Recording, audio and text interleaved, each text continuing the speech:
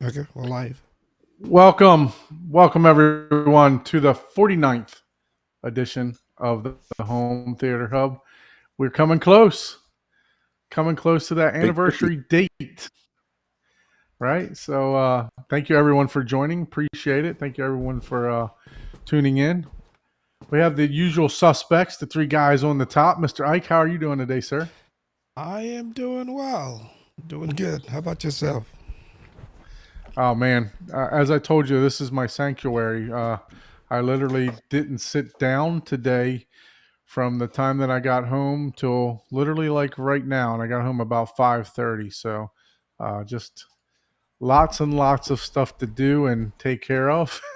so, but yeah, no, that's why I don't have time to do anything. I have Yeah, time. you'll So, be how about you, fine. Mr. Paul? How you doing Um, today? doing good. Still doing my 3D printing thing, and the only thing I really watched this week was Well, we'll get to that in Legend. a minute. I got. Hold on. Let's Did get you to that watch in a minute. something? Yeah, I Okay. got. We got some. I'm gonna do like a little movie Sometimes you're section. So, organized, sometimes you're not. So I well, never know. I owe you one too because I know you watched Frozen Well, he Empire from a coins. couple weeks ago, and we didn't never finish that question. So we're gonna get to that. So I want to find out how Frozen Empire was. So, hey, Giles, thanks for joining, guy. Appreciate you, man. So, down on the bottom right, how are you? How are you doing, sir, Mr. Eric? How are you today, sir? Man, I'm still alive, so that's good. I'm doing good. Yeah, makes sense.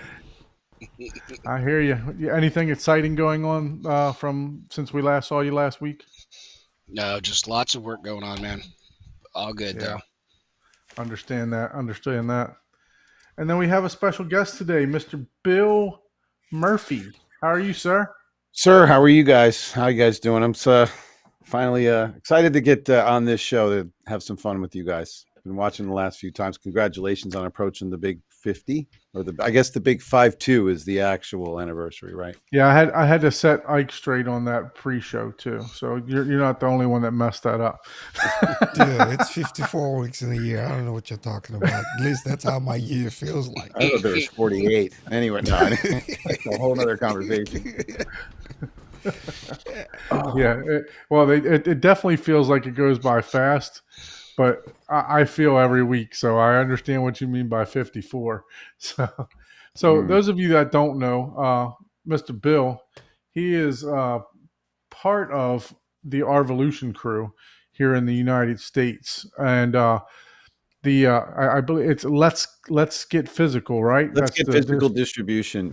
Yeah. First of all, before I tried to put my logo back up on the screen, but it's just washed out, right? You don't see that, do Yeah. you? We Yeah, see no, home it's theater, but probably from the Boca. But That was a you nice. can go ahead and share my screen, and then No, that's okay. I can. I'm gonna just go back to the Arvolution home screen. There you go. Um, Let me just put it up on video here. Yeah, So Bill just Bill let's just get started physical. his Oh yeah, there you go. Inside Bill the home just theater. started That's his YouTube channel. So I've 16, been 60 watching it. something subscribers now. I haven't even broke the 70 barrier yet, but every time I have 10, I have a celebration. You're celebrating a year. I'm just like every 10 subscribers is a new celebration for me. So. Look, I've been doing this for off. I can't say I've been doing it. I've been doing it for a year, doing the live show. I probably post a video like once every month if you average how many videos I've done for the whole year. Right. But sometimes there's a 2 month span, sometimes there's a month span, sometimes there's a week span. I'm not very consistent at it, but what I'm trying to get at is I've been doing it for 4 years, and I've got only got 700 subscribers myself. Well, So, I don't it's not to bore you with a lot of details, but I guess this little story could kind of double as maybe the rest of the little mini bio you were going to do introducing me. But I'm currently climbing back hill from a pretty disastrous um, hacking episode. I mean, I oh, I was I lost my whole Facebook and Instagram account, and you ask how that could happen.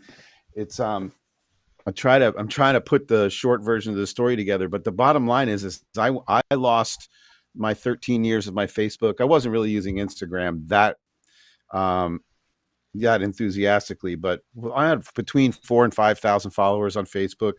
I spent almost 40 years as a broadcaster here in South Florida on the radio and FM radio, doing rock radio over the years. So I did announcing for the Florida Panthers hockey team for 16 seasons.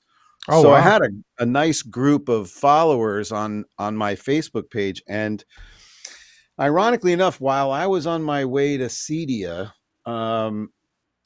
so I got hacked. I actually pulled into one of the nights I spent the night in a hotel on my way over there and checked my phone real quick and saw that my phone had been accessed. It said, someone has accessed your account, your Facebook account. Was it you? And it was while I was driving, so I knew it wasn't me. So I said, no, it wasn't me. But by then it was too late.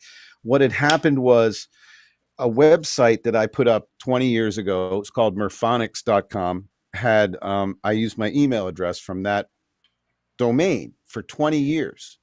And a few months ago, I have also a few other website domains. I have BillMurphyProductions.com. I have one for my band that I play with too. So I have a little stable of domain names. And I know you guys have seen this. I got emails that said, your domain name is expiring. Click here to renew it. And then you find out that it's a bogus email from somebody who's just trying to fish you and get the info. So after a series of those coming in over a period of a few weeks, an actual email came in. I found this out later for my Murphonics.com website that I completely ignored, thinking I had already renewed it because it'd been such a routine for me for 20 years. So it turns out it was expired, and it had been expired for over a month, and somebody bought it. And whoever bought it, one of the first things they did was log into my Facebook account and Instagram account. They went on Instagram and posted something inappropriate and got the account suspended. So I was now with no Facebook page, no Instagram page, and no way to verify that that's my email account because somebody bought it, fair and square according to them. But now I tried to get the website back, and I'm being exploited for $2,500. They want to sell me my domain name back, which is the only way that I could get my Facebook page back and my Instagram page. So this Inside the Home Theater is a new Google Gmail account. It's 49 followers I'm starting from scratch. I'm like starting everything over again. And I had a really nice foundation before, but it's a shame, but I'm just trying to move on from it. I do have 6 months to dispute this with Instagram, but I have no way of getting in and verifying, because the only way they'll even talk to me is if I can verify that that's my email address, and it's not my email address anymore. So wow. I'm sorry to hear that's happened. Yeah.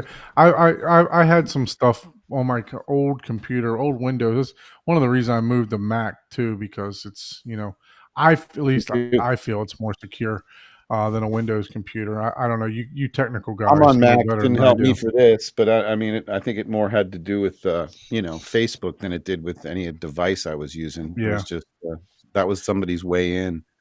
Yeah, I'm sorry to hear that, because I know you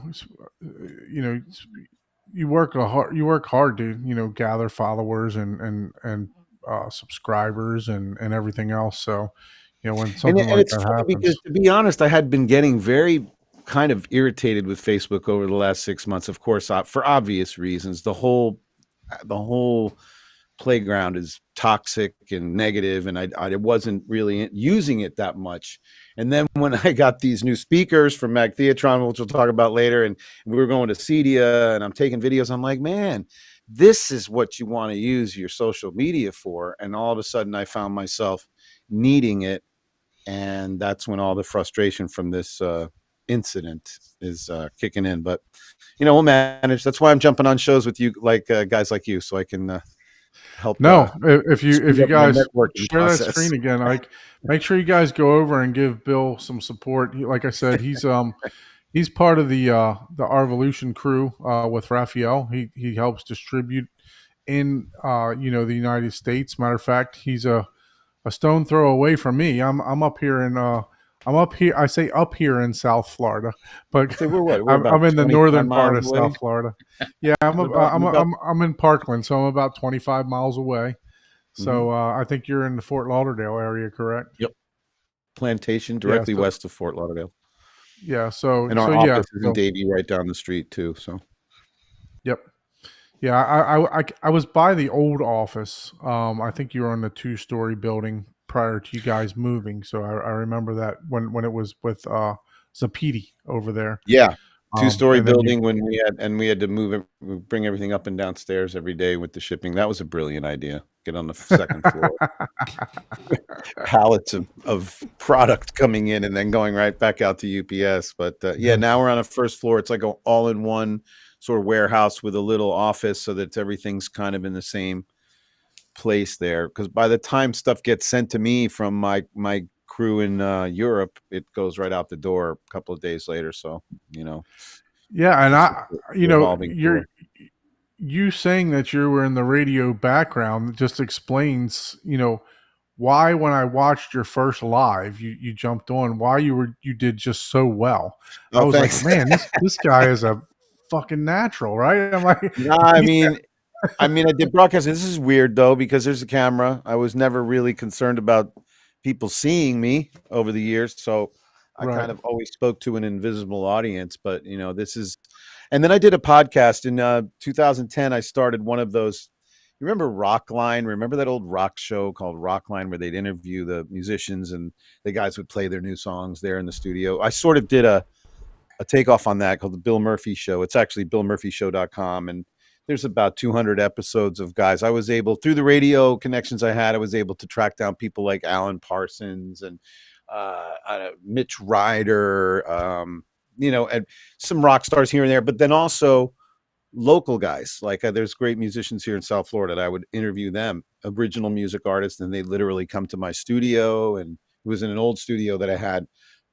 And they would, bring acoustic guitars, do unplugged versions on my show, and I'd interview them and stuff like that. So I did a podcast like that for a while too, way back before anybody was doing podcasts. My first one was in 2011. So I had no idea what I was doing. I was surprised I even got it to work, and I was on Apple Podcasts and all that. And next thing you know, it's been listened to in like 44 countries. Wow. Millions of listeners I haven't done a new episode in 4 years, and I still get little reports here and then. 23 people listened in Amsterdam. So it's pretty cool. It's still sitting out there. I purposely did the interviews like with no timestamp. In other words, hey, where did you guys play last night and where are you playing tomorrow? I always just made it general and biographical, and so that you could listen to it 3 years later and it would still be relevant, So that's awesome. That's still sitting up there. I made no money on it because I had no idea how to monetize a podcast, because nobody back then knew how to monetize a podcast. There was no way of even explaining to anybody what your audience was. So, but it was, a labor of love, and it was a lot of fun. So here I am, and it just evolved into home theater, and now I'm one of you guys. Well, let's talk about, where I know you from, and that's from, it was from Zapiti, and then now over to Arvolution. So what do you guys got going on over at Arvolution? What's coming out new? What do you have? What's your latest and greatest over there at Arvolution? So we just received our stock. We did get initial stock on the Pro 8K. And I know all of you guys are pretty much familiar with Zapiti, right? You guys were all Zapiti or Arvolution owners at one point. Yeah, so everybody knows that it's a so you guys understand the whole concept, but the Pro 8K is out. I would say it's very comparable to our signature model that we had when it was a Zapiti. One of the Dolby Vision line was out. The Pro 8K has got 2 drive bays in it. Some really fancy upgraded electronics that customers are swearing they're getting an even better. That's the Player 1. That's with the 1 bay. And then the Player Pro is out, which is the newer one. I just got them. Now they're both in stock. The one thing that's not in stock at the moment is the Player Mini, which we can talk about it, but we're getting more of those in about a week. And so the Pro 8K is not on your website currently? Okay, so it should be. Let me look at it on my end here. It's right below the signature. On the I was gonna say it's just one down. Oh, there it is. There you go. There it was. What's the maximum disc size per bay in those. 16. You can, when 32 terabyte drives come out, you'll be able to use them. Up to But you 64 terabytes up of to movie. Yeah. 64 terabytes. So you can do 22s in each one right now. Okay, that's more than enough. for My most- experience, and from what I understand, this is all improving too. So this may not even be a thing. Back when people were talking to me about what size drive should I use, I don't know how often somebody gets a 16 or 20 terabyte drive close to filled to capacity, but I used to say back when the Zapiti lines at Dolby Vision were doing up to 16 terabyte, we would say, I got You're- 8 you're of them prob- right now. huh? Oh, yeah, I have well, 8 of them filled right now. not full, though, Yeah, are they? They're not all the way we are They're- the they're audience. Wait a for minute. that. You guys filling up 8 bays of 16 Yes. terabyte drives? I Yes, have I- 8 the- days of the, 18 The terabytes. NAS that you guys sent me, I already need another one. I don't even want we to know like what you're we like watching our on. media. We're collectors, so we not Yeah, only no, do we collect it, we archive it. am totally know. understanding the profile of the collector, because I mean these Yeah. guys are nuts. But so a lot of very You often just called three out of the 5 of us nuts. in a very loving way. I'm In sorry. the That's term of awesome. endearment, call somebody nuts. It's a term of endearment, right? That's right.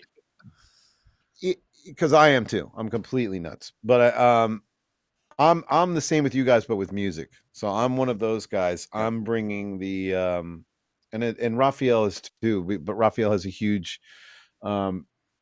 emphasis on music. We're both musicians, and most of our time is consumed talking about music and musicians when we're hanging out together. And we are trying as hard as we can, with the limited time that we have to do any of this, to really, really integrate music into these players, so that they can live in the same sort of atmosphere and playground as your movies. Because I personally think that music is underappreciated and rated when it comes to home theater. I So forget who it was. does the Pro come with the DACs for music? No, Okay. no, they're digital outs. No. There's no analog output on that though. But because at this point, everybody's DACs and everybody's processors, anybody that's going to be using one of these likely has a processor that's going to do just as good a job with the DAC as anything else is. But So Bill, let me ask you this. We're looking at the spec sheet here. All right. Why are we still doing unless it's just a compatibility thing? I'm still baffled why we're still doing 2.0 ports for USB versus 3.0. Do you know why that's still in the design, or just so somebody else can use an older drive? It may be that the card that had that chip on it just happened. Like, I know for a fact there's little combinations of features and components that often conflict with each other. So, for instance, we were talking before we got on the air about the Arvolution Player One before it was called the 8K. Now, originally we had the Player One, which was a 4K chip, but the chip that we had for that player suddenly became scarce, like what's been happening in electronics over the last decade or so. There was a chip shortage, and we needed to find a substitute, and the substitute that they found, this is the story, the way I heard it, was just happened to be 8K compatible. And so we went with that, and then obviously they have to jump on that and put 8K in the name. I mean, who wouldn't do that? But it ended up not being able to do 3D. So these Player Ones 8Ks are not capable of doing 3D. We had to weigh out the difference between, okay, has there been we have found a lot less demand for 3D recently anyway. So don't know that that's the same exact deal with the chip on the Player Pro, but I know that that's the story with the Player One. I mean, once you guys get past the first couple of lines on any of these specs sheets, I need to send the questions to Raphael, because as the farther you go down, the less I can elaborate on them. I'm just basically an end user. Raphael mentioned that before, that the 3D did not work on the Player One, but I did go back into the specs later on, and I sent him something. that it Wait. actually says it's not. I think it does side by side, but it doesn't do like the regular 3D. Right. So Not the real one that the 3D people right. really want, Yeah. So, but it from still what I does understand. side by side 3D, and it does. So I just want to clarify that. Right. And I mean, obviously, you guys know that most of my day is spent answering the phone with inquiring minds asking about the Arvolution versus Kaleidoscape, and it's a different sort of what's the word I'm looking for? It's a different product. I mean, when you're not to simplify Kaleidoscape down to this basic of a level, but when you compare it to Arvolution, Kaleidoscape is a very, very glorified Netflix, if you will, or Apple TV Plus. Not to say that it's on the level of quality as that, but it's a delivery service like that where you're getting the contents provided to you by them for the most part. And if you do have your own content, you still have to, you know how that goes. You have to go through the whole process to get it delivered to you. Our product is I'll simplify it even more and say it's time versus money. yes. Yes, but I mean, you do have the convenience, and you do have you have to put, obviously, the Arvolution ecosystem is the whole word I was really looking for. It really requires some intuition. You got to be you don't have to be an IT expert or anything, but you do have to know your way around files and computers and formats to be able to get it to work the way you really want it to work. Kaleidoscape obviously works right out of the box, and you just click here, buy now, and you're done. But with us, it's they're flexible. You'll see that the Arvolution Player 1 and Player Pro both have drive base. So you're saying, well, if you're going to be accessing files from a NAS, why would you need local storage? Well, because in some cases we have people that are hobbyists. They have their own digital files, however they got them. They've got them stored on tons of hard drives as it is, and they just want to put their 200 or 300 media files on that local storage, and then basically that player in essence becomes a NAS, because if you have a very small collection and you have it in there, now you can access that folder from another room with a mini or your NVIDIA Shield for that matter, or whatever media player you want. But when you use the Arvolution Player, you get the brilliant display that sort of looks like a Kaleidoscape sort of or Apple TV Plus, or whatever way you want to look at it, but it's your own material. I always try to put this picture in people's heads when I'm selling the NAS, or I shouldn't say selling it, but explaining it to them. So let's say you're a family, you have a family member that had a wedding, and they had some production company come in and do the whole wedding, and they produced this whole MP4 that's all edited and it's got music done into it and all of that. Now, what you can do is you can take that file, go in your Finder in your Mac or your Explorer in your Windows, go into NAS, put it in a folder called personal folders, personal videos, and then you put it through the identification process through the Arvolution database. It'll come up with nothing. And then you go ahead and just fill in all the fields yourself. Give it a title. You can, with your PC and the Arvolution app, you can go ahead and make your own artwork for that movie. If you want, you can put a 4K UHD banner at the top of the custom poster you make for the movie, Bob and Carol's wedding, and you have your artwork and all that. And then that sits on your collection when you're scrolling through all your titles. That can be right next to Titanic or whatever with the rest of your movies. So it really is a more personal experience that involves your content, and by your content, it could be anything for that matter, right?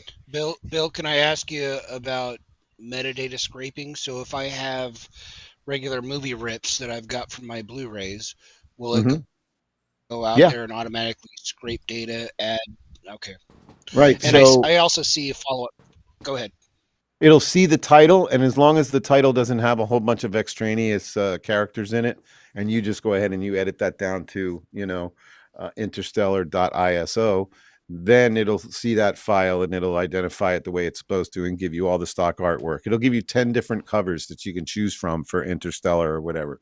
And then animated backgrounds. We have a staff in Europe that works on the background so that a lot of the Hollywood blockbusters, when you when you scroll through your titles, every time you stop on one for a second, a music soundtrack clip will play from the movie to sort of create the mood of the movie.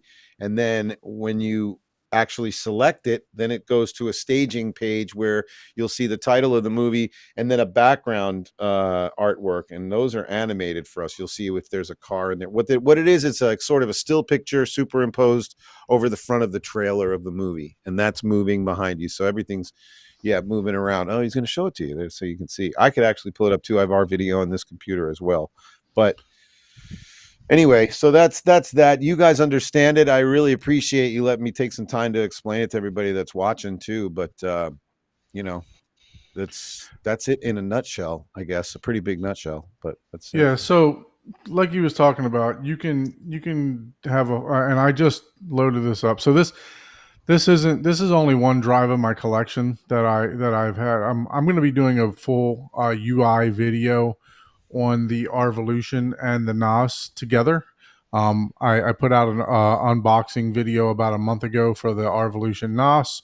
We actually did a live unboxing on this show, and currently, I about as of 2 days ago, I was finally able to get all of my movies and media moved over to the NAS. So it's a long process. Especially if you have a large collection.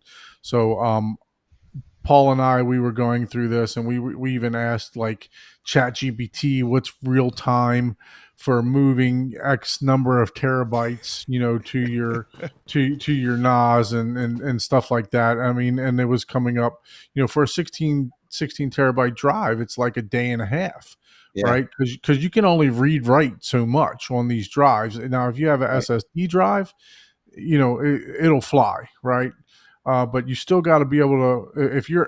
So the movies that I was moving, I was moving them already in a digital format.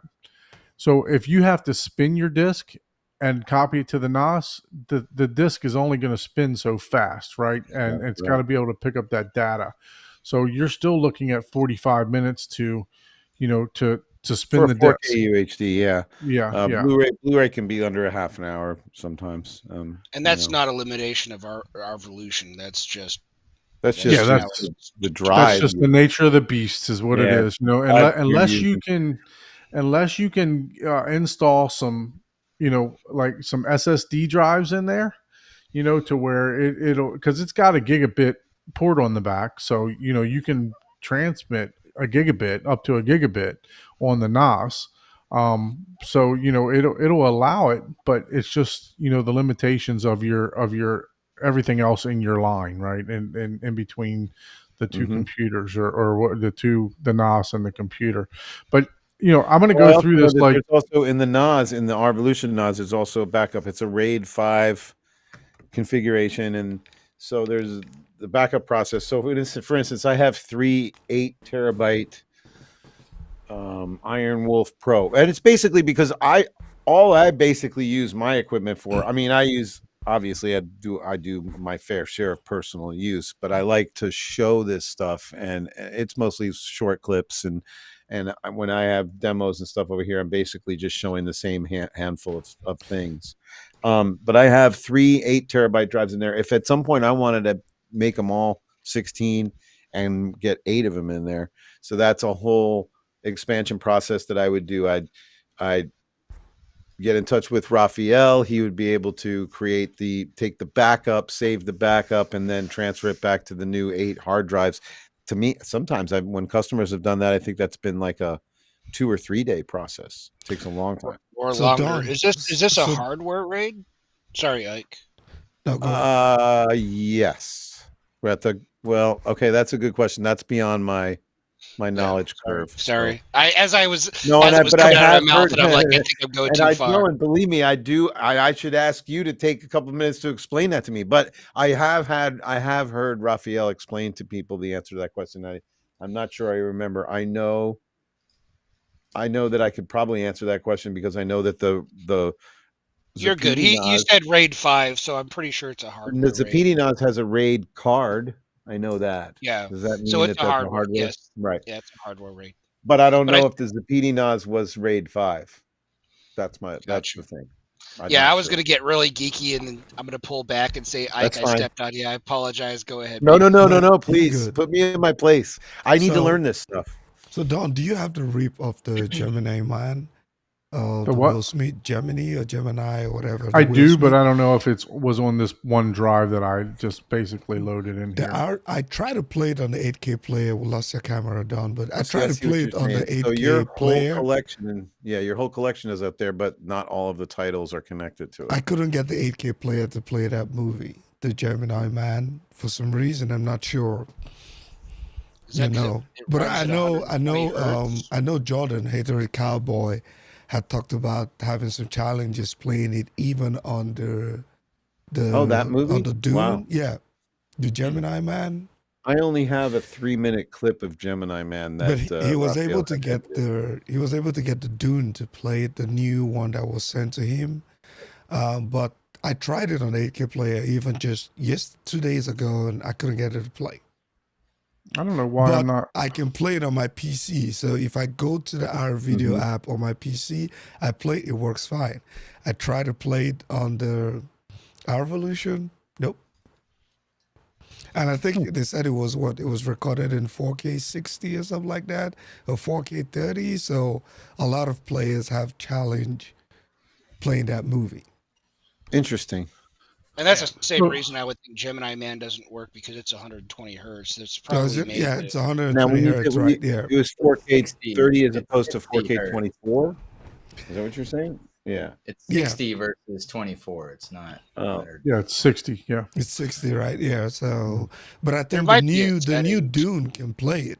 The 8K whatever one that just came out, 8,000 or whatever that stuff is called. But so I was like, have okay, it, but let me I've go not try tried it. So yeah, I but have it. I ripped it and tried it. Didn't play. I was like, yikes. So this is like Bill was talking about. This is an animated background that you can actually change this, and I will suggest 1,000%. And I covered this when Raphael was on here. Absolutely do not edit your not. I won't say edit, but change stuff on your poster wall from the actual Arvolution. Use the Arvolution app on your computer and edit it that way, because it is If you try to make 1,000 it work times with faster. that, it's not fun. No. Yeah, it's 1,000 times faster. So if I want to change this particular one here, I can go to edit.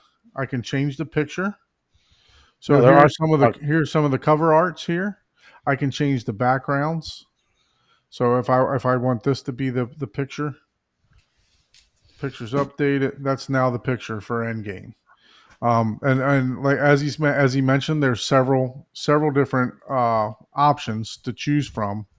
I can go in here and I can change the synopsis. I can change everything in here. You can go through the technical information.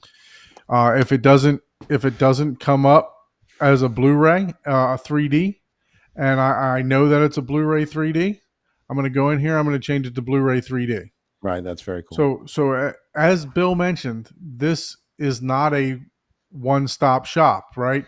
It's not press the button and you're done type of thing. Yeah, and especially for for collectors, because collectors can go as deep as they want as far as categorizing all this stuff. Every single one of these, you can assign as many different categories as you want. You can, and as you can see, it's grouping movies together for you. So it is scrubbing the metadata. I didn't make any of these groups, so I have the Lord of the Rings group. And granted, I have 1,800 titles, so I don't know. Right. Let me see. Right, here. but so you can create a movie. You can create a category, like you could, let's say, car movies. And then every time you add a movie that features cars, you just make that one of the categories that it's attached to. So then you can put your cars category all the way in that left column on the homepage, go right to it, and then they'll all be in alphabetical order together. I created surround music category. So every time I put a Blu-ray, pure audio Blu-ray album into my NAS, even though it doesn't get identified automatically because the music isn't really on the database as much as the movies are, but occasionally a title will get recognized. But I'll build it myself. I'll build all of the artwork myself. And then And I'm going to put together a video, showing from soup to nuts, starting from the beginning. mhm. I'll be doing that. I'll be putting it together on my Oh, very channel cool. of how to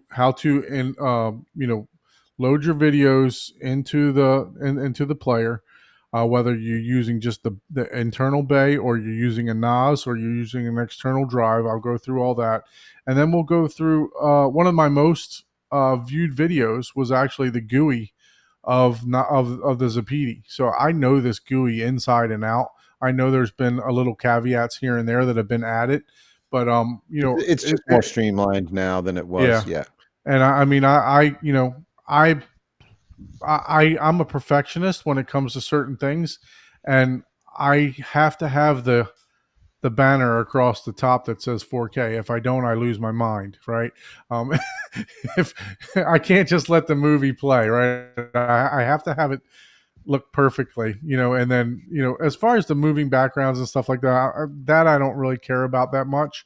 But like, if I know it's 4K or if it's 3D or whatever, if I know it's not if I know that the audio is not showing up correctly on this movie, if it says that it's, a 5.1 versus a 7.1, I have to fix it. It's got to be done. So, and the database, the player, from what I understand, the player does accurately identify and show you the codecs correctly now, as opposed to just like seeing the title. Back when the database used to see the title, it would just put up there what it was supposed to be. But this actually looks at the file and knows what's up there, and it'll say 7.1.6 if that's what it is. My favorite story about you see down here how it says 3D, right? Yeah. The categories are 3D, but we didn't see that it had a 3D banner.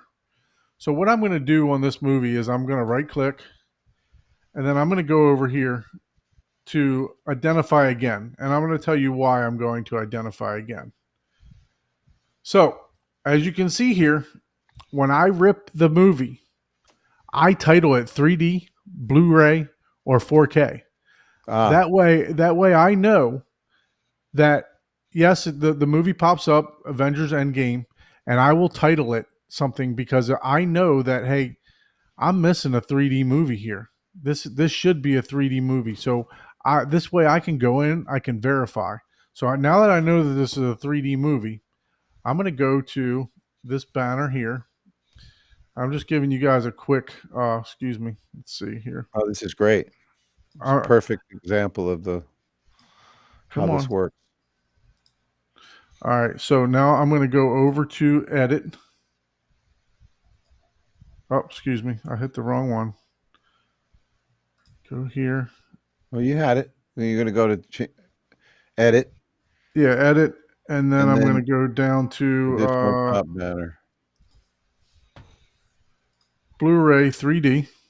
Right. So I'll change that. I'm going to hit exit. I'll hit exit again. And now it shows Blu-ray 3D at the top. Right. So and you can even change that banner to an even more custom one if you want. Correct. Yeah. So as long as it says 3D on the top, for me, I'm good. I know. And Bill, as you said something that offended me. Banners on it, is that what you were saying, or there's more options of different? Yeah, there's more options for the banners. I'll go to that too in 1 second. But Bill, you said 3D. Nobody watches 3D. This is just one drive for me.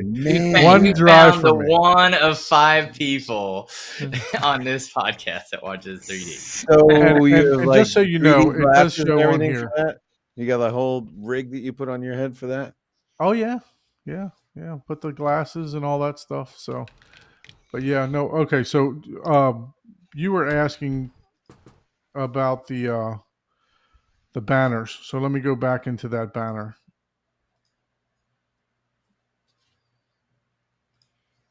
So let's see. Change. Where's it at? Where's it at? It's under edit. No, you got to edit first. And additional top banner. It's right there, second from the bottom. No, it's down to the back one. Yeah, sorry. They even have Betamax and VHS in case that's where you got your source. You can actually put a VHS banner up there. Oh man, Yeah, 8-track. so this- Here we come. So there's all your banners that you can put up. and it shows you an example at the bottom of the page as you scroll over it. See? Limited Cool. edition, special edition. And, you know, you can also put like disc 1, disc 2. They have all that in there too. Yeah, under So- various, I think is where there's some funny ones. Yeah, personal movie. See, if you go over there, it's a pretty cool banner that you can put over your personal banner. See, at the bottom in the middle, it's like you can see if you scroll over that, you can see what it looks like. See, Yeah. it's a pretty cool, like custom banner. I'm that sure looks- Paul would like to use that one a lot. There's a freaking fly in my studio. It's irritating the life out of me. Yes, that's a good one. But yeah, we're going to go through this. I'm going to make a video showing all this stuff. Now that I have all my movies moved over to the NAS, I'm going to, you know, we'll go through it. We'll test how snappy it is, you know, Yeah. how fast the movies actually play. I have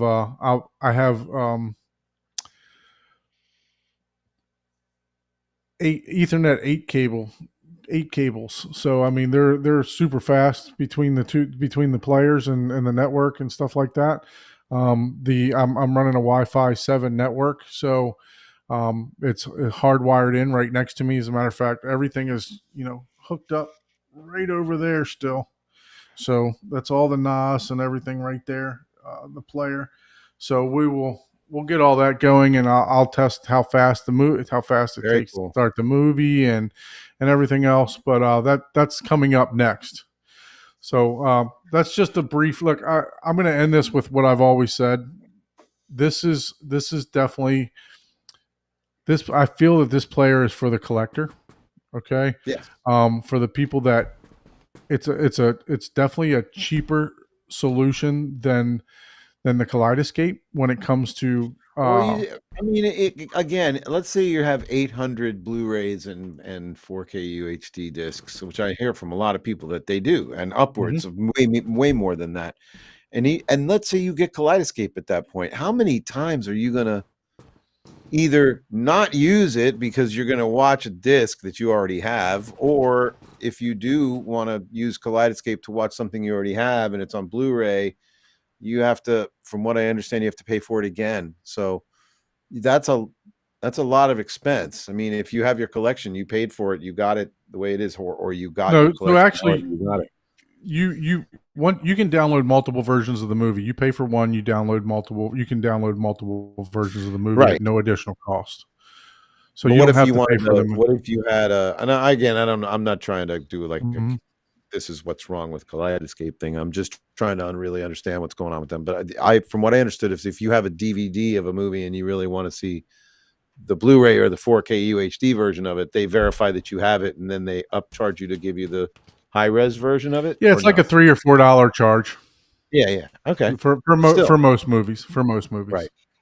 I have. Yeah. I have So a look, question. I'm a I dealer have- for both products, right? So I'm Yeah. a Kaleidoscape dealer, They're and both I'm great. a Revolution. They're both dealer, great. right? They're just for different and, people. and look, I've said this numerous times, and I'm always going to stick to it.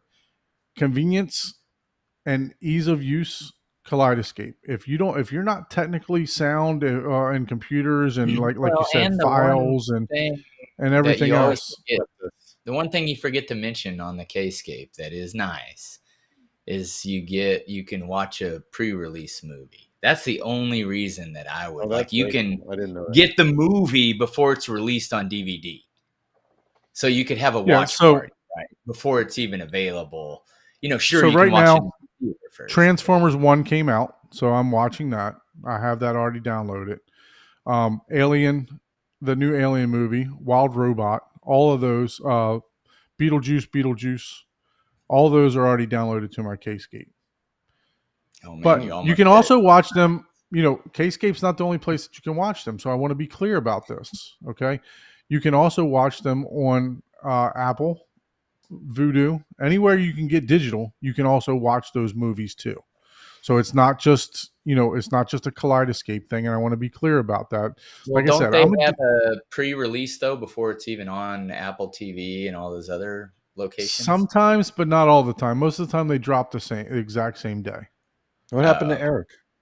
He was getting ready to ask a question, and then he just dropped out. I don't know. So I didn't mean to interrupt your Kaleidoscape thing, but No, he you're good. You're good. Look, like He I said, I'm a disappeared. dealer for both products. I believe both of them have a very different use case, right? Yeah. I love the Arvolution. I think it's a fantastic product. The upscaling is out of this world. To go from a Blu-ray to a 4, it will upscale to a 4K or an 8K. It is fantastic. It really is. It was one of the first players to come out with Dolby Vision. To be on, and then there's use the Dolby Vision engine. I think the Zapiti, the newer Zapitis actually use the Dolby Vision engine, right? Yep. So Yeah, it was Neo, the Arvolu, the Mhm. Neo, the reference in the signature. Yeah. right. So there, if you have a large, I would say 100 plus, 200 plus movies, the Arvolution is your solution, 1,000%. If And you not are even just necessarily if it's only 200, it may not necessarily even be the NAS. If as long as you're correct, adept at backing up your own stuff, you can in essence use the Pro 8K or the Player One as a NAS. right? Yeah. For So all I mean, intents and purposes. they both have a separate use case, and they're both fantastic players. They really are. But I want to know where your drink is. You're breaking the rules. Oh yeah, I meant to ask you that. What's that say? Something fancy living? Fancy living. This is a sour by Boulevard Brewery today. I had a beer a few weeks ago that was called Hold My Beer. And I meant to take the can and save it because it was just classic. And it was actually pretty good. It was a lager. Mm-hmm. Hey, do you mind if I shift the subject a little bit here? Yeah, Mhm. go ahead. Fire away. I You're was driving. wondering which way to do this, whether I tell you my story now or ask you guys yours first. I wanted to, because I know everybody's been through it. Maybe I could go around and you guys could each share with me your most, I guess tragic would be the word to use, but story of downtime because of something that wasn't working, that you could not use your room or your theater because something had to go back and get repaired and you had to do without it. I am about to face that right now, and I'm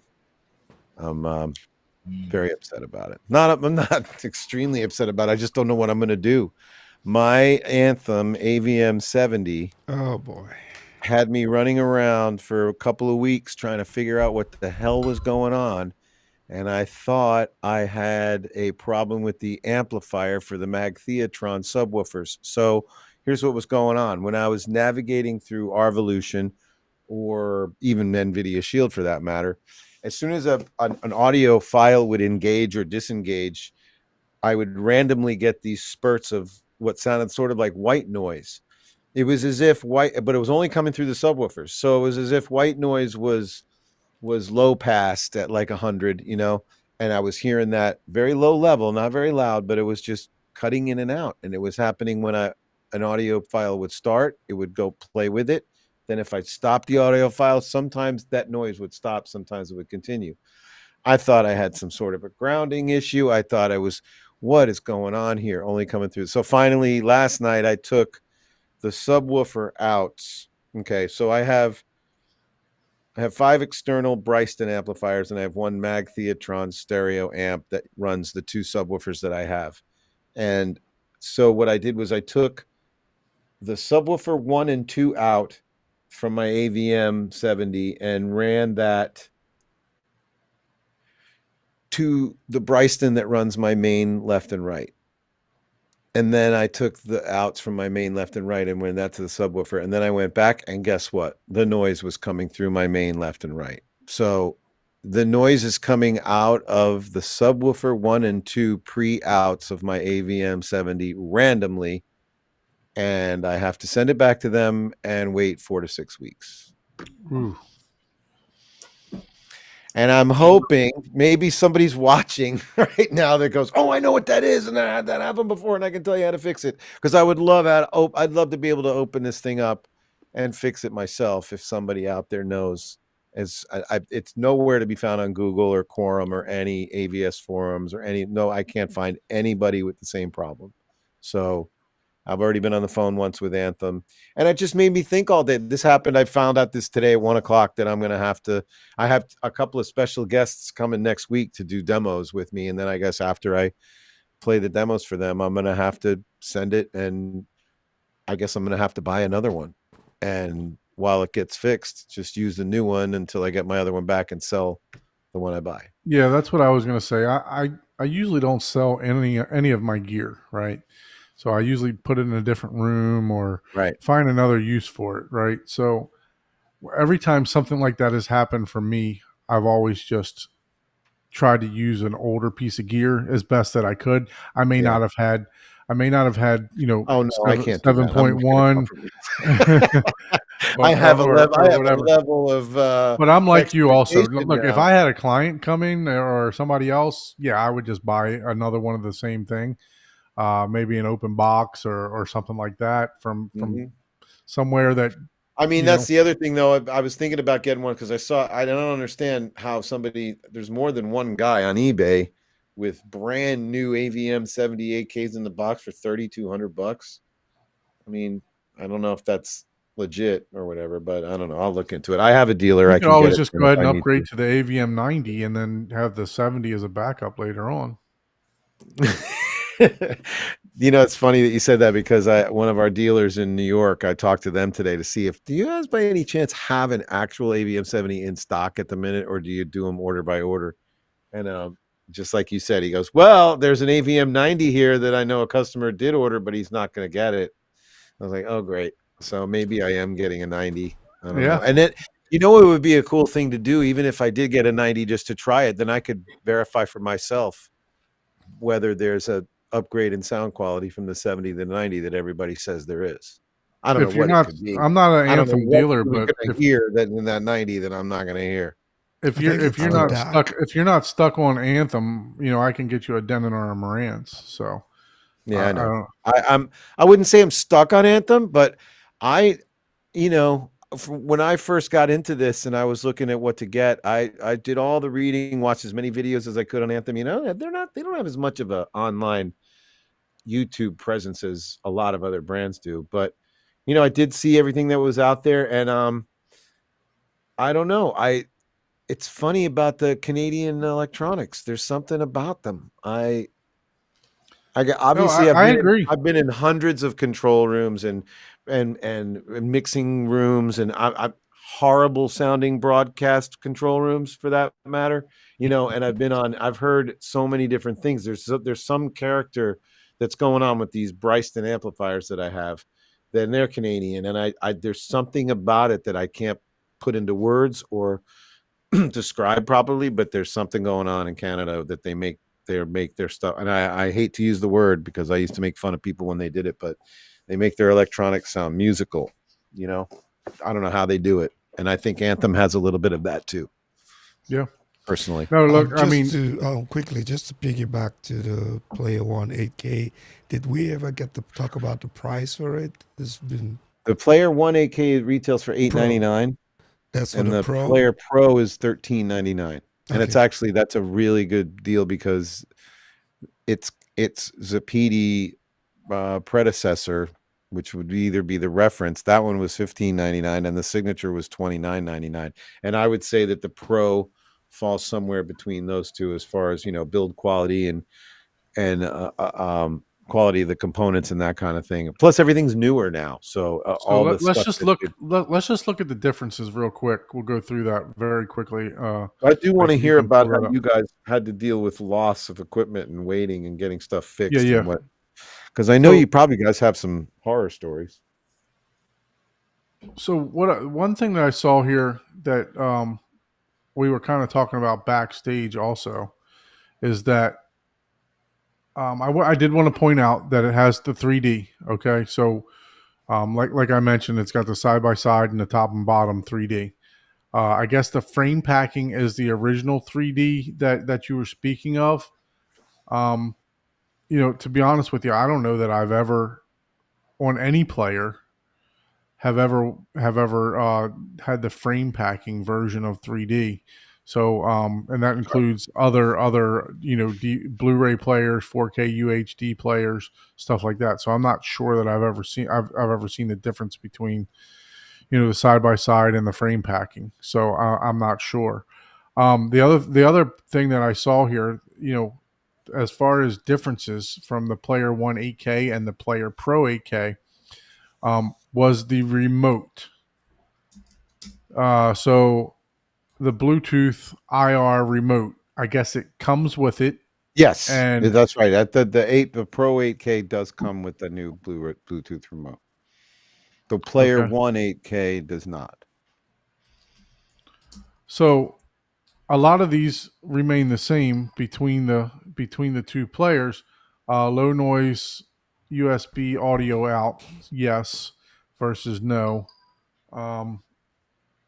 High quality feet, yes versus no. What do you know about the difference in the feet? What does it say there? Does it say anything about the feet on there?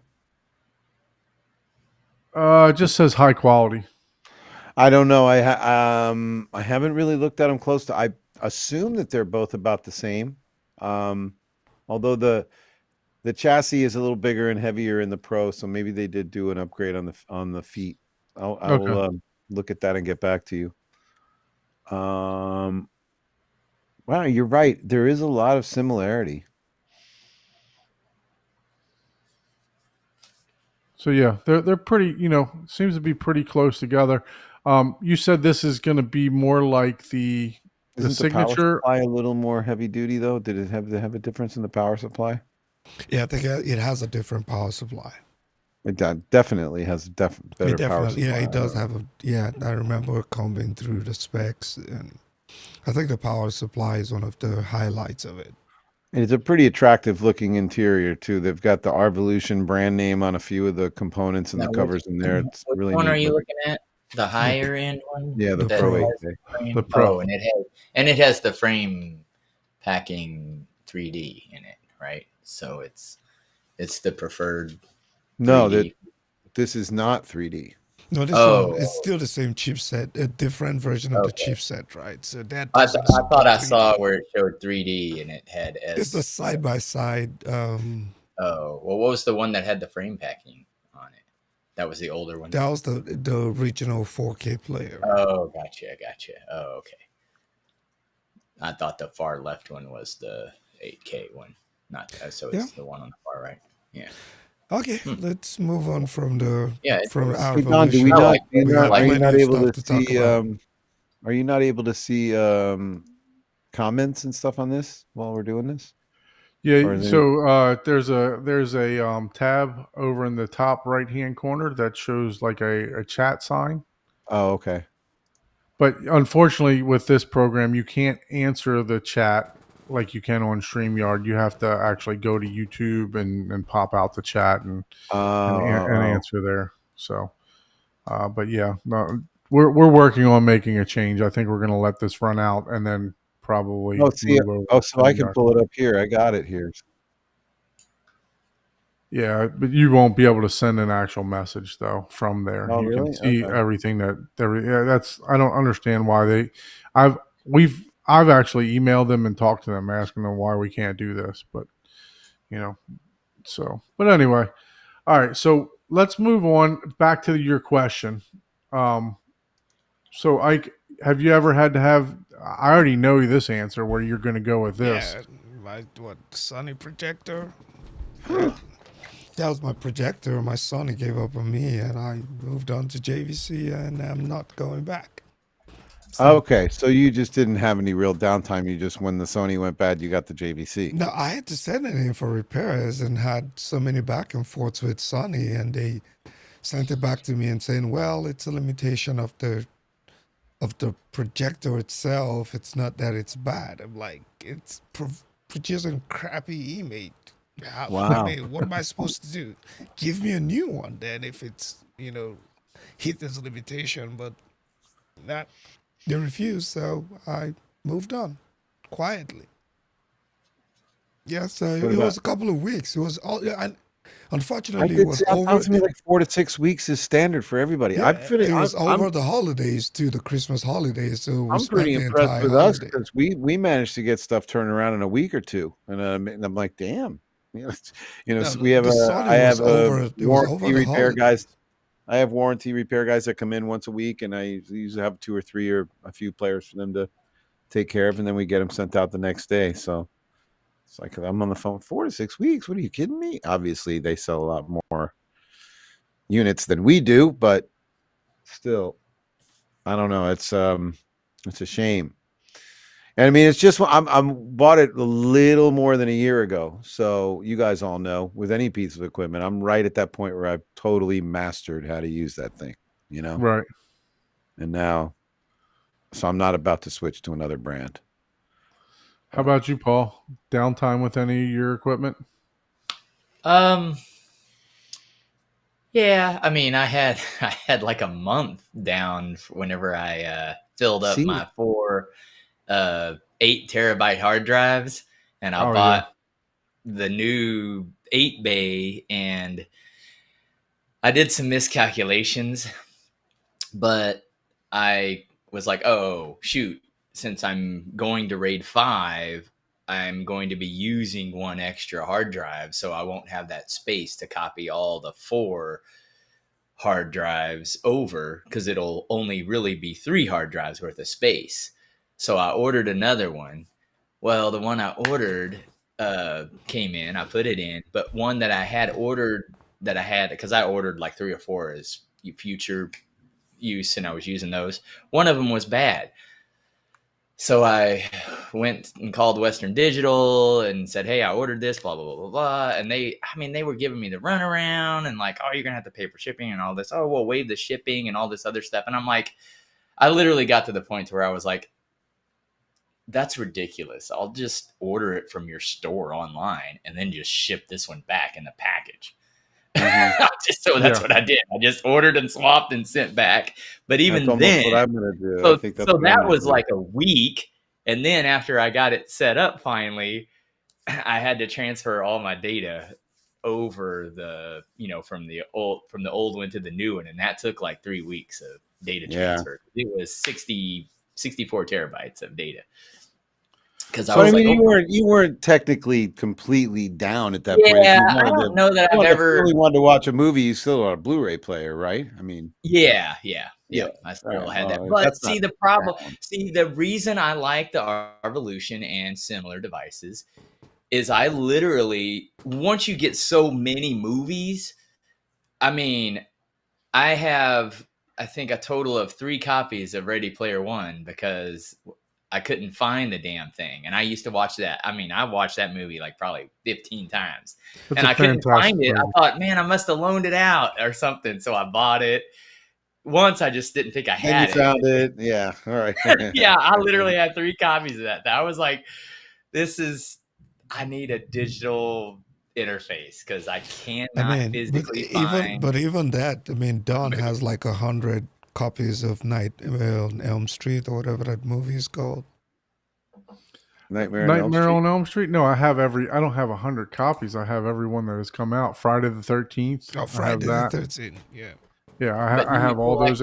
Speed. We're gonna get to that in a second because I'm really enjoying this month because I'm doing some Horror movie Halloween month? Halloween horror month. So Oh god. so before we get into that, and I apologize, Paul, because we never, when Taurus was on, we never got to your movie that you that you watched. You said you watched Frozen Empire. Yeah. So tell us a little bit about that. What did you think about Frozen Empire? It was all right. It wasn't, the first one of that series was way better. This one, it's not bad. It's just, it didn't surprise you with anything really, if that makes sense. I mean, it had some cool stuff, but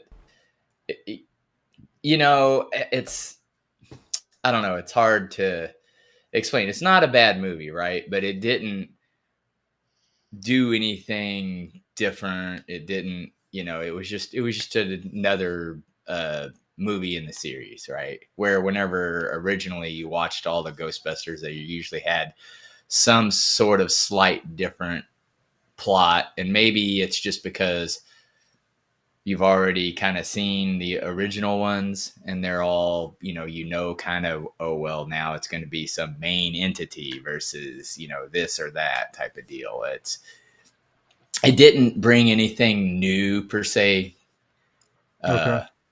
to the table. And it was a decent movie. It was a good Home movie. I theater don't know. wise, Where how did was you it? Not where did not you not see it? the Was it not in the like story, not anything else. Home theater wise, how was it?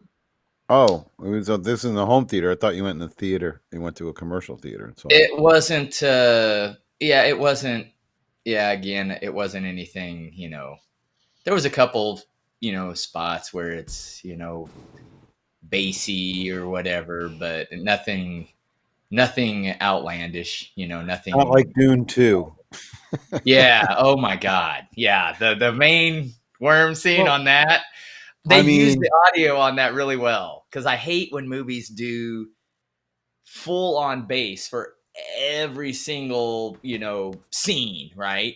Cause then it diminishes the, like a turning point scene that is supposed to be super impactful. And I think that's what right. they really did really good in Dune, where, the big worm scene, it was just like, holy You crap. got to a level that you got to a level that you didn't think was still there because Yeah, you thought you exactly. right. That's what they did. They gave you plenty of impact throughout the movie, Yeah. but they Yeah. did just something a little different in that one scene to make it, hey, this is an Yep. impact. Where other movies are like, oh yeah, we're gonna do the same, max volume bass in scene 1 through 55. And it's you all going to know, be the same exact kind of boom, boom every yeah, time. Yeah, I exactly, know. exactly. Yeah, that's what I appreciated about. And the Dune was like really, I don't know. They just it was definitely a polished audio experience. Now We saw this, that. We saw that in IMAX at the Majestic Theater in oh wow, was that yeah, the only 30 millimeter print of it or 35 millimeter or 75. 70 millimeter. Yes, There was a 70 70 millimeter mils. Yeah. print. Like I Yep. think there was oh, like 12 of them in the country. Raphael and I saw it when we went out to LA at that Majestic Well, Theater. we have one right there in Fort Lauderdale, right? Yeah, I know that. The It's IMAX one of theater. the only. It's one of the only IMAX 70 millimeters. When they had no, we have one Oppenheimer here. come out. Mm-hmm. When they had Oppenheimer come out, they I mean that I tried to get tickets to that thing. Every single day it was sold out. I mean, it was I remember a crazy. long time seeing the Black Knight there in IMAX, and to this day it still blows me away. Like if I see that opening scene from that movie now anywhere, I immediately think about that day when I was at that IMAX theater because that was crazy good. And what about that? What about that? Now I'm thinking about it. That Willy Wonka movie that with the Johnny Depp was in. Am I getting that right? Does that Yeah. sound right? Mhm. Possibly. That was an Willy IMAX. Wonka. That was I went with some, I guess, family with kids, and it was very damn impressive. But that movie just disappeared. I don't even See, know what happened. my experience with IMAX is I went and saw Dunkirk, which the screen was ginormous, so it was definitely close. I was having to turn my head looking up, but the problem with it is that it was too loud. It was well above reference. It was, I mean, it was, to the point to where I left there and my ears were ringing is how loud it was. So That's not right. Yeah. yeah, so it was, and I can listen loud, right? I mean, usually I only go up when I'm watching a movie. I can go up and turn it up for a good bit, but I don't ever come. I'm probably like -10. I don't ever come to full reference, when I'm watching a movie. But so, but yeah, the IMAX it was just extremely loud when I saw Dunkirk there. But Paul, you talked about the Ghostbuster series. To my understanding, I have not watched this yet, but I understand that this Afterlife is like reference demo worthy for home theater experience. It's pretty good. I don't know. I get burnt out on what people call reference series. It's a good. This one, The Afterlife, is it's a really good movie. I like the new take on it. I wish they would have done a little bit more with the Frozen Empire type of deal. Like it seemed like it was rushed compared to The Afterlife. I'll just say that. You can just kind of tell where it wasn't like a bad production or anything. It was just like you don't get involved as much with some of the characters and stuff like that. It's more like, okay, here's this character. Okay, next. Okay, here's this. Okay, yep, here's this. Boom, here's this. And you're just stepping over stuff really quick. It's still told the story, but it just wasn't as Right. Driven as the original, The Afterlife one. It was just more like, okay, let's cash in with the name. It wasn't a bad movie, It's kind of like, like some of the Fast and Furious movies. You can tell some of them are pretty good, and then others are like, oh man, what the hell? Just trying to get the movie released. That's all they're yeah, doing. yeah, exactly. But so it wasn't. I wouldn't give it any, accolades for reference, but you can, if you got a good enough theater and at home and you bump up the bass like people do to 140 dB, then, well, yeah, anything can be reference. Come on, man. Yeah. Get your BEQ working. I know, right? So what about you, Bill? You watched any movies lately? You know what? I haven't. What did I do? I did watch something. When I went out, I've been like, for my own personal use, been like picking up discs and then putting them in the toaster, as I say, just drop them in the NAS and rip it. I have the Europe version of the NAS. There you go.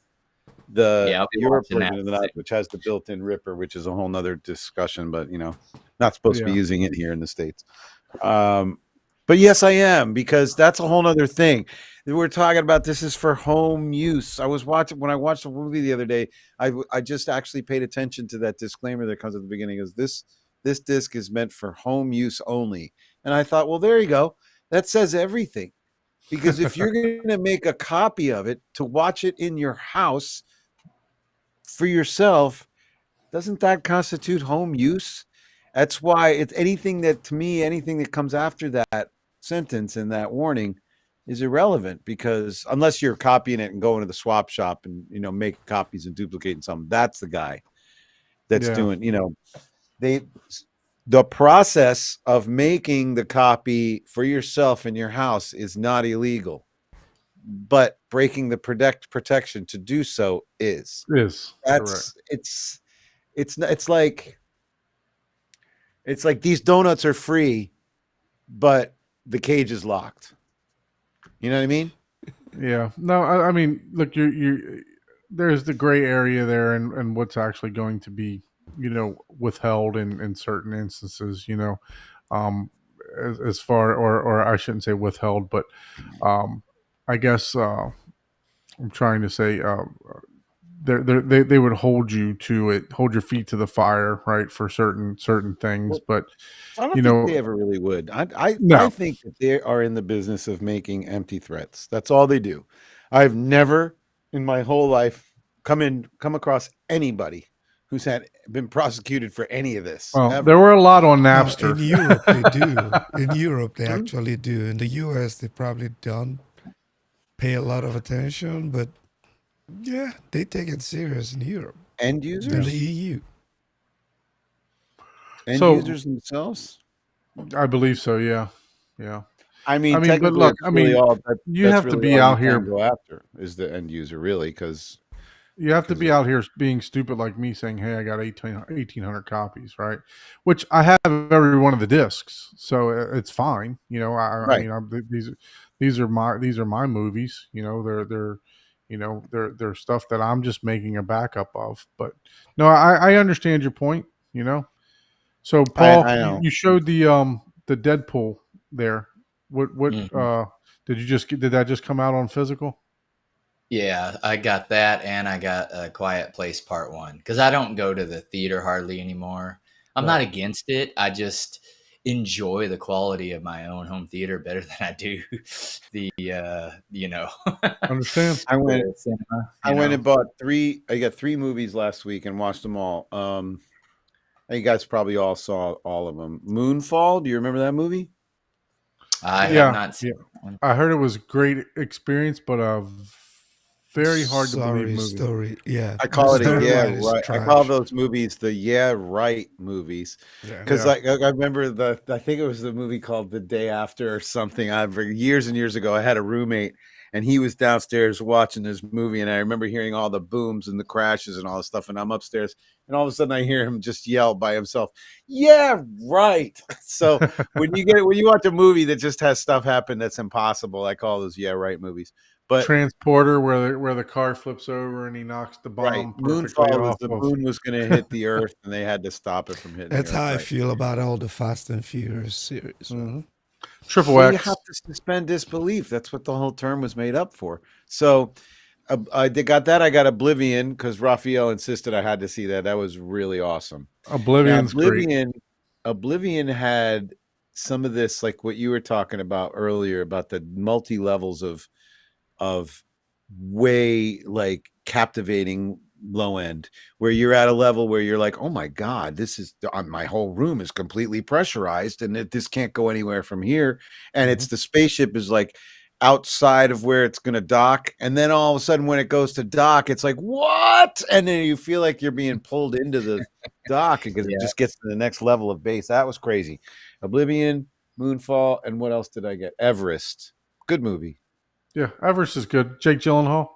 Yeah, Yeah. good movie. I Yeah, that hadn't was seen a any good of one. those. Saw them all, and they passed the white glove test for me for all of it, and showed off the Arvolution and showed off my Mag Theatron subs.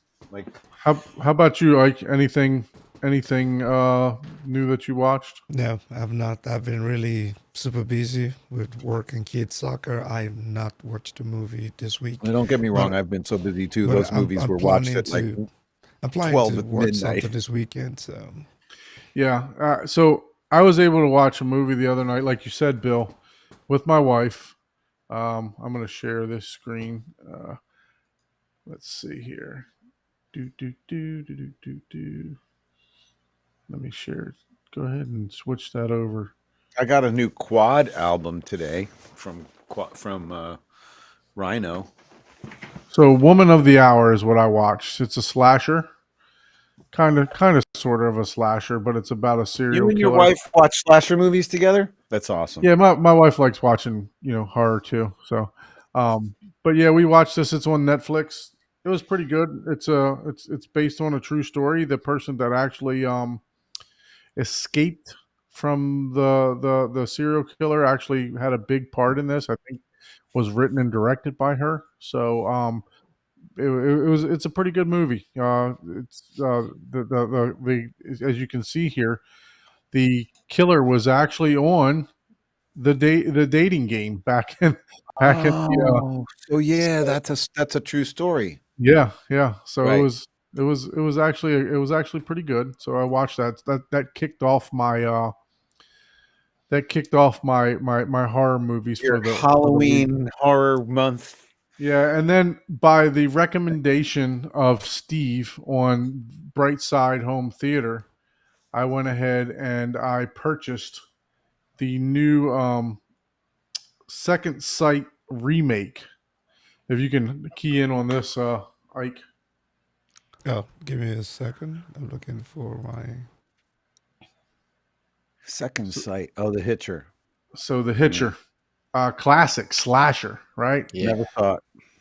So, but yeah, no. By the recommendation from Steve from Brightside. By the way, if you guys haven't checked out Brightside Home Theaters podcast, make sure you check them out. They do a lot of movie reviews, not so much the gear, not so much anything else, but a lot of movie reviews. And I mean, look, for an older movie, that they did a really good job remastering that. I didn't watch it in a theater, but I can tell you that the Atmos track was was pretty good. I was listening to it on my what are they called? My Sennheiser headphones up in my room, and I was getting spatial audio from my headphones. So it was. I watched that thing like 2 nights ago. It was like I put it in at like 12 o'clock. But I mean, that movie itself, the remaster was just. It looked fantastic. I mean, What the did we colors think were of pop. the? I'm sorry to interrupt. What did we think of the remaster of Twister? Have you guys all seen that? I haven't, but I haven't watched it yet. I'm saving that one for the theater. Not When you- Twisters. Twister. Yeah, The okay. one they Yeah, remade. same thing. I haven't watched it. I have it also. All right, I just won't as- spoil anything for you guys. 'Cause I won't say anything. I'll reserve my comments. I heard it's excellent. You know, for a lot of people say that it's really good, the remaster. I Now I just thought you that have the there's two sound- versions though, so make sure you're speaking about the one. The German is just the German version is just an upscale, but there is another version that's a full on reproduction. full Oh, the yeah. Hollywood 4K UHD one. Yeah, that's the one Yeah. I watched. That's Yeah, it's I guess I should let you guys watch it, make your own opinion. But I was going to No, comment about the you sound. can comment about it. Go ahead. But I mean, what they did such a thorough job of redoing all the sound that it's over the top. There's the van is driving down the what we've street. There's heard not already. even The not Atmos even- is really not even an good. emergency, just the truck driving past you, just a nonchalant, nondescript scene. It goes by you, and they make it sound like it's a German tank or something coming by you. It was just a little over the top. I thought it was a little exaggerated.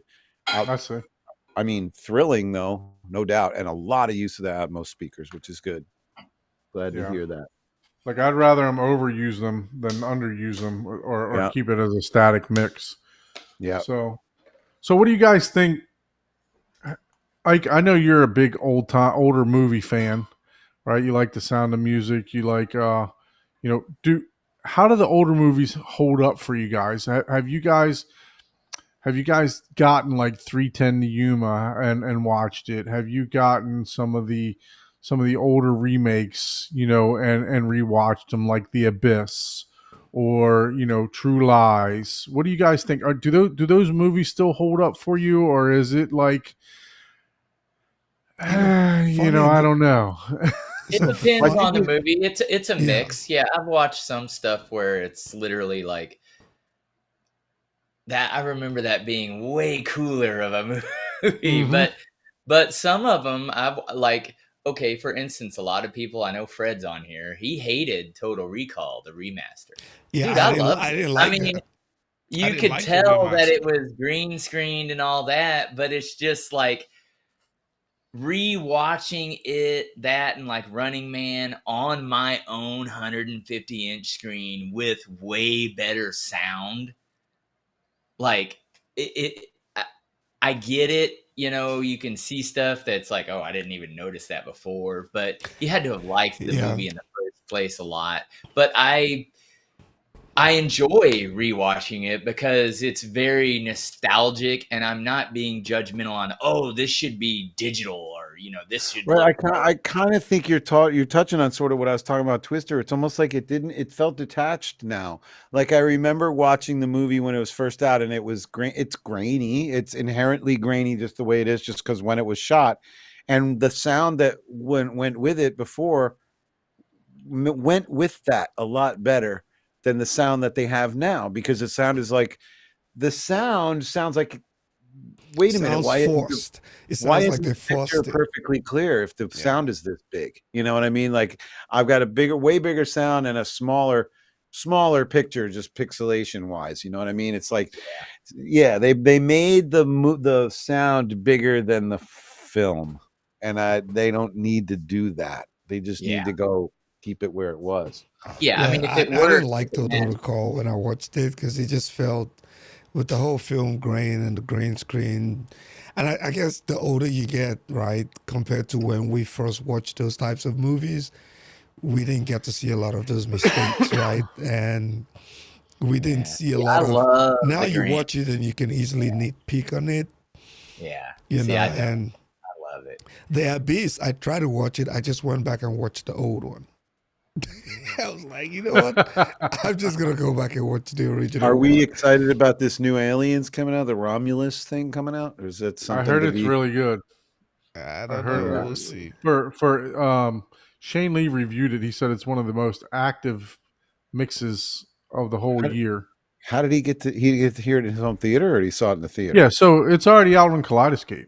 So you Oh can wow! I and didn't know that. Kaleidoscape's like just like the the Blu-ray. If I would say it's exactly like the 4K, or maybe just a little bit better if you can, there's always that, Paul and I always have that discussion whether or not it's better or not, but due to the amount of size and everything else.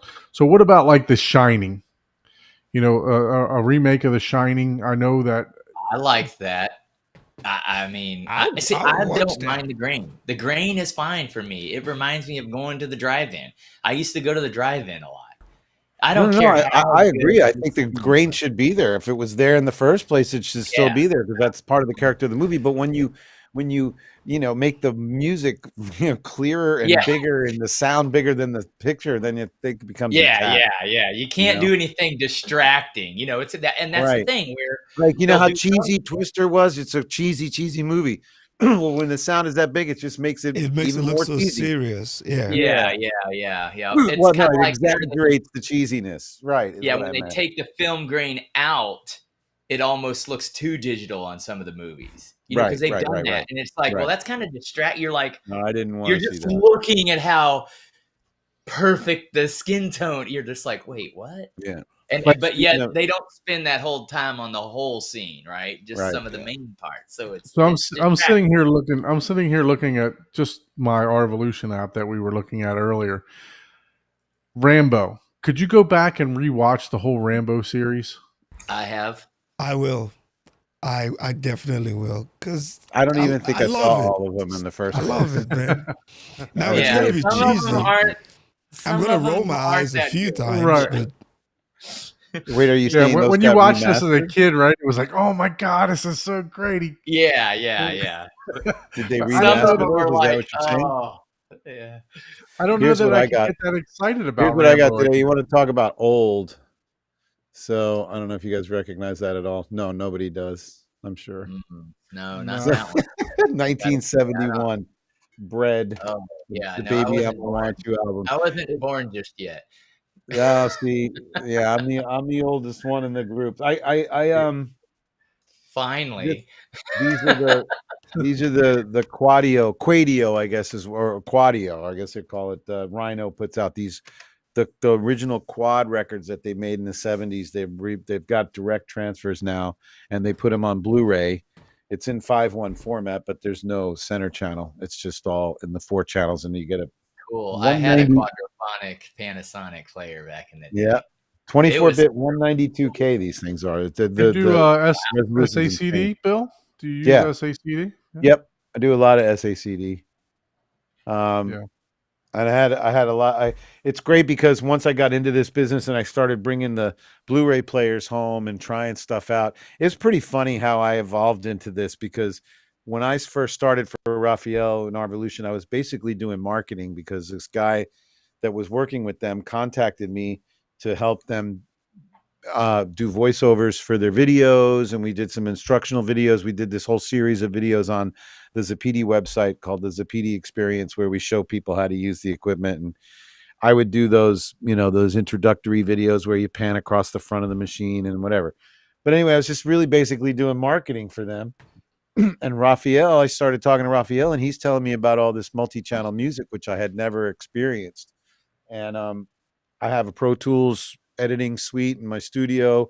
And so he was sending me files that he had ripped that were 5.1, 2496, and he would send me a 6-channel wave file. And then I'd take that file and I put it into Pro Tools, and I would route the different channels to different speakers in my room. I ended up buying a couple extra speakers. And so I had a quad.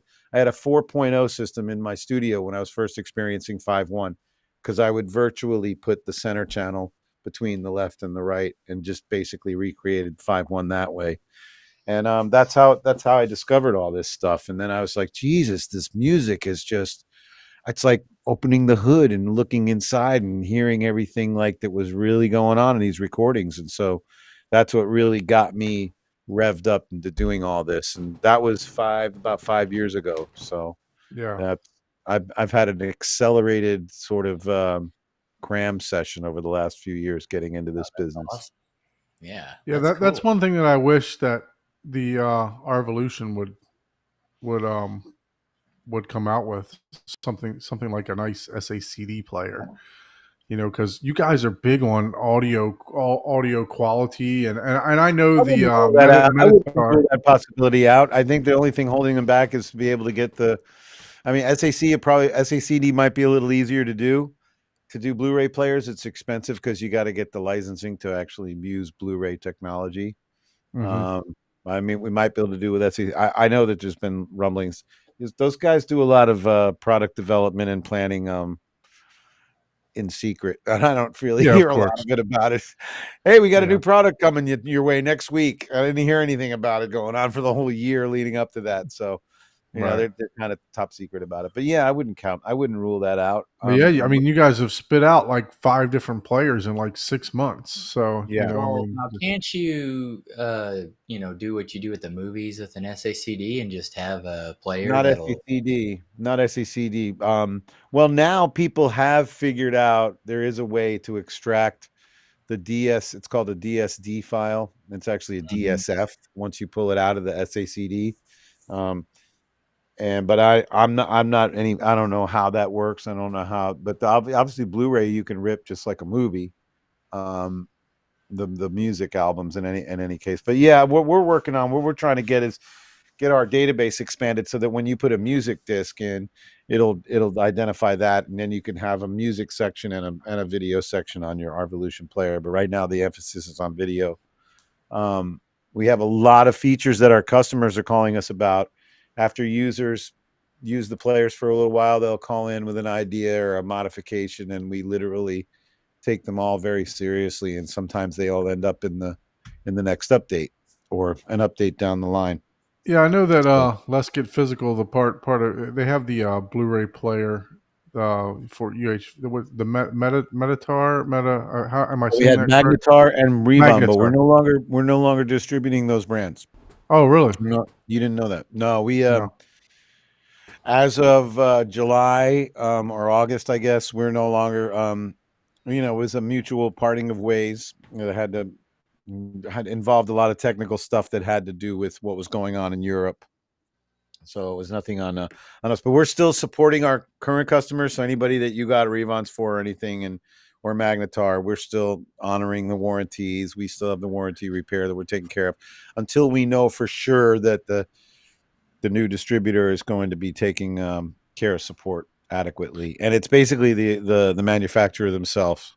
They came from China and they're setting up shop in California doing the distributing now themselves. So yeah, I was the Magnetar that really sparked my interest because that one can play an ISO file, over the internet, not over the internet, but over your network. It also had the SACD capability too. So I really did like, I did like the features that player actually has, but it came with a price tag, right? It wasn't.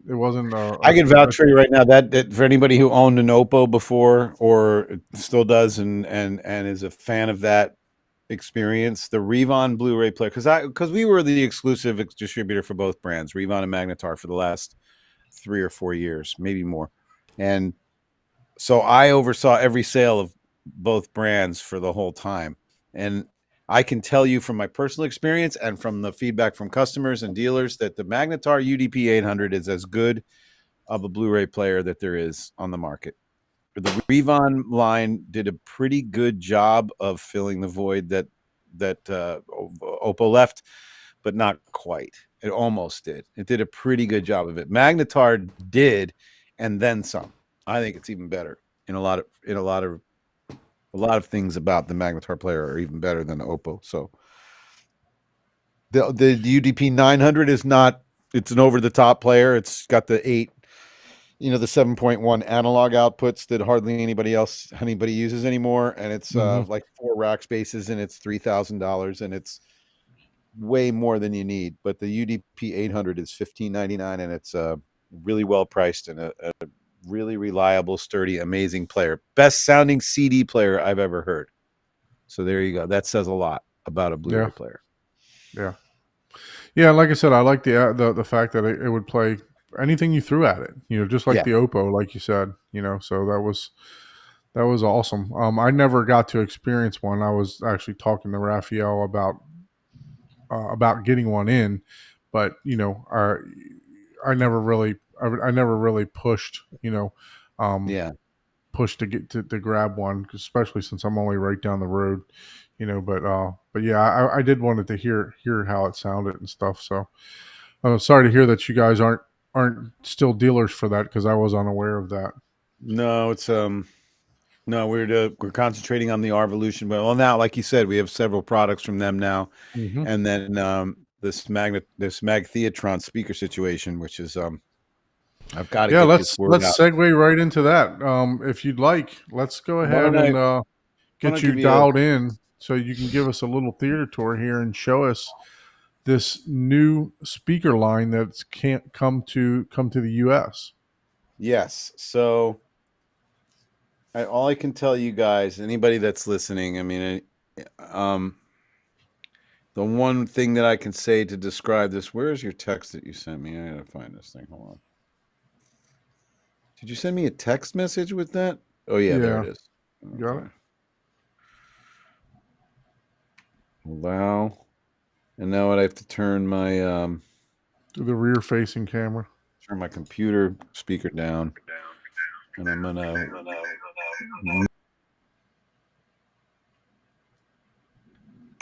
okay, should be good. We're getting feedback. Let's see. Okay. I'm gonna mute this. Wait, no. Let me switch. I know what I'll do. I'll turn the volume down on my phone, right? Yes, that would work. Right now, do you see anything? Make sure the mic is on your phone. It is. Can you hear me? There we go. Yep. What do you guys see? Okay, I see what you see. Okay, so this is my garage that I converted. Turn it long ways.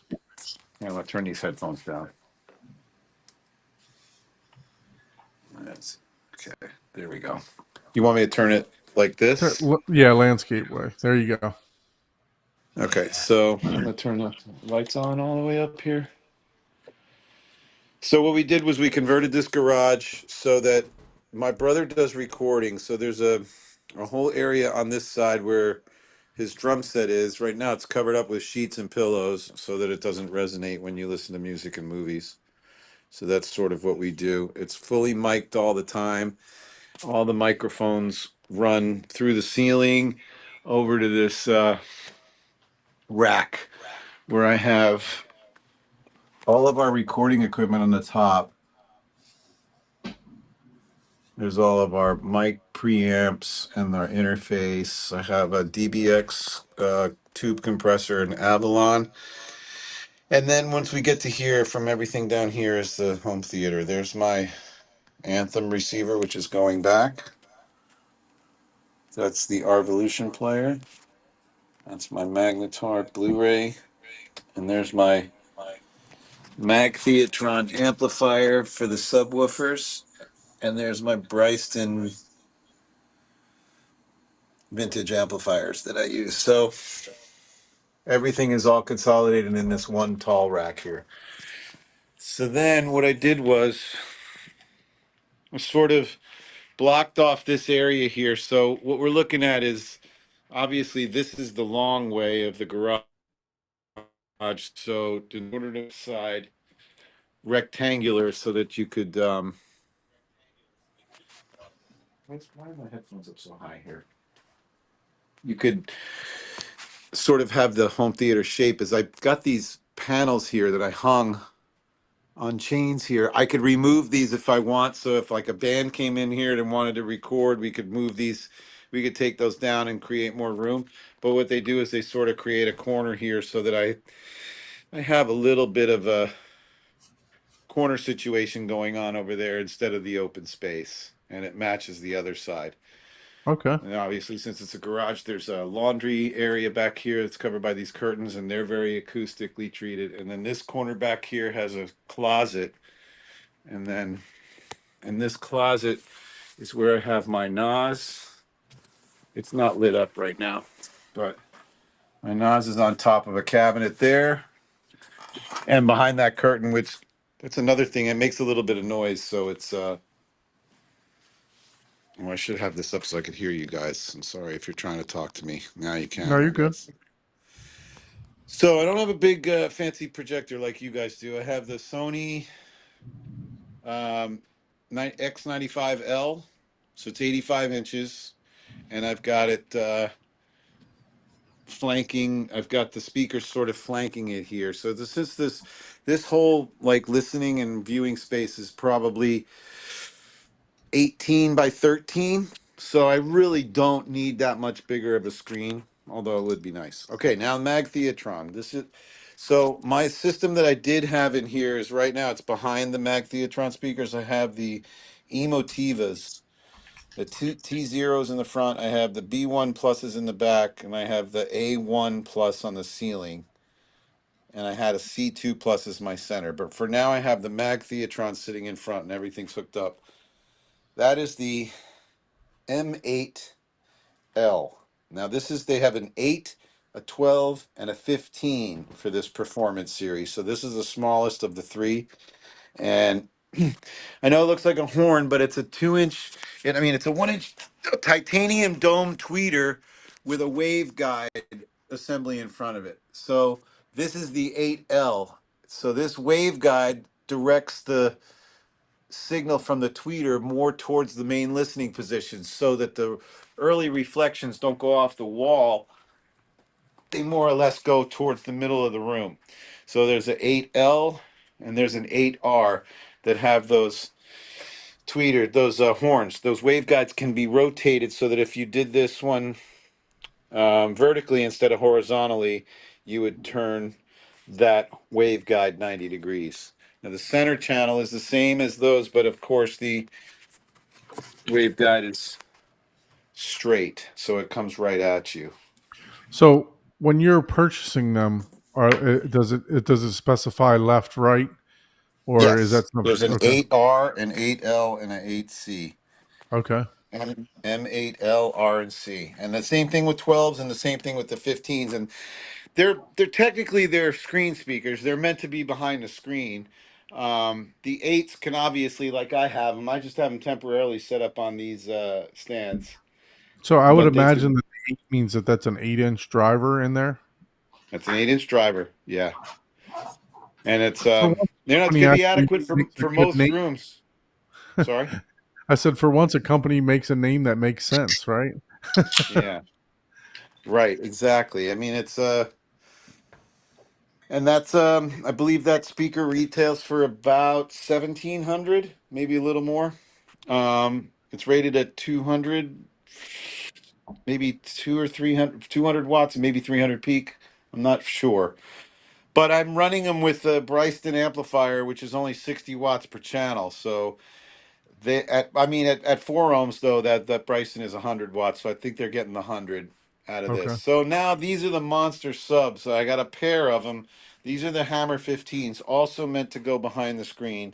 They make a Hammer 12. They don't make a Hammer 8 sub, but they make a Hammer 12 and a Hammer 15. Mag Theatron, we could spend all day talking about the other subs that they make because they make up to 24-inch, and it's like I said, this company has been making commercial speakers for for commercial theaters and like concert setups for years. So that's what these are like designed by. They have the same technology in these speakers that they do with the others. These babies are like 105, 108 pounds, something like that. Ported at the bottom, very nicely tuned. I noticed when I took them out of the box right off the bat that they're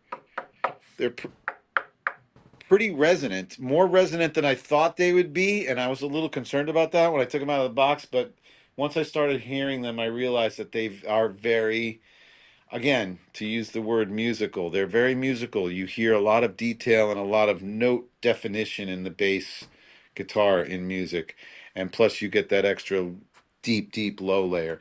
These are the So that rears. Now, the I'm sub sorry. itself, Bill, that's a 15 or an 18-inch driver in that. That's a 15. That's a 15. It's a Hammer 15 is the model. They make a Do you know what they they're make a port tuned at for the frequency? I should know that right off the top of my head, but I don't. Okay, no problem. I could say that they tuned them specially for my room. No, I'm just kidding. Um, Actually, they talked about doing that. They said that they're gonna actually do that for me. If I could send them a quick measure of what my low end sounds like in the room, they could tune the subs to the room. That's pretty Oh cool. wow. But yeah, these are the rears. Now these are technically these are upside down. Now the reason is that they're upside down is because I kind of moved them out of the way so that nobody would knock them over. But let me Yeah, I can see give me a there's a second. little angle to them. I'm gonna put this down. That's actually an angle I put it on myself. So I'm going to show you what these are supposed to do. And you're going to find this very interesting.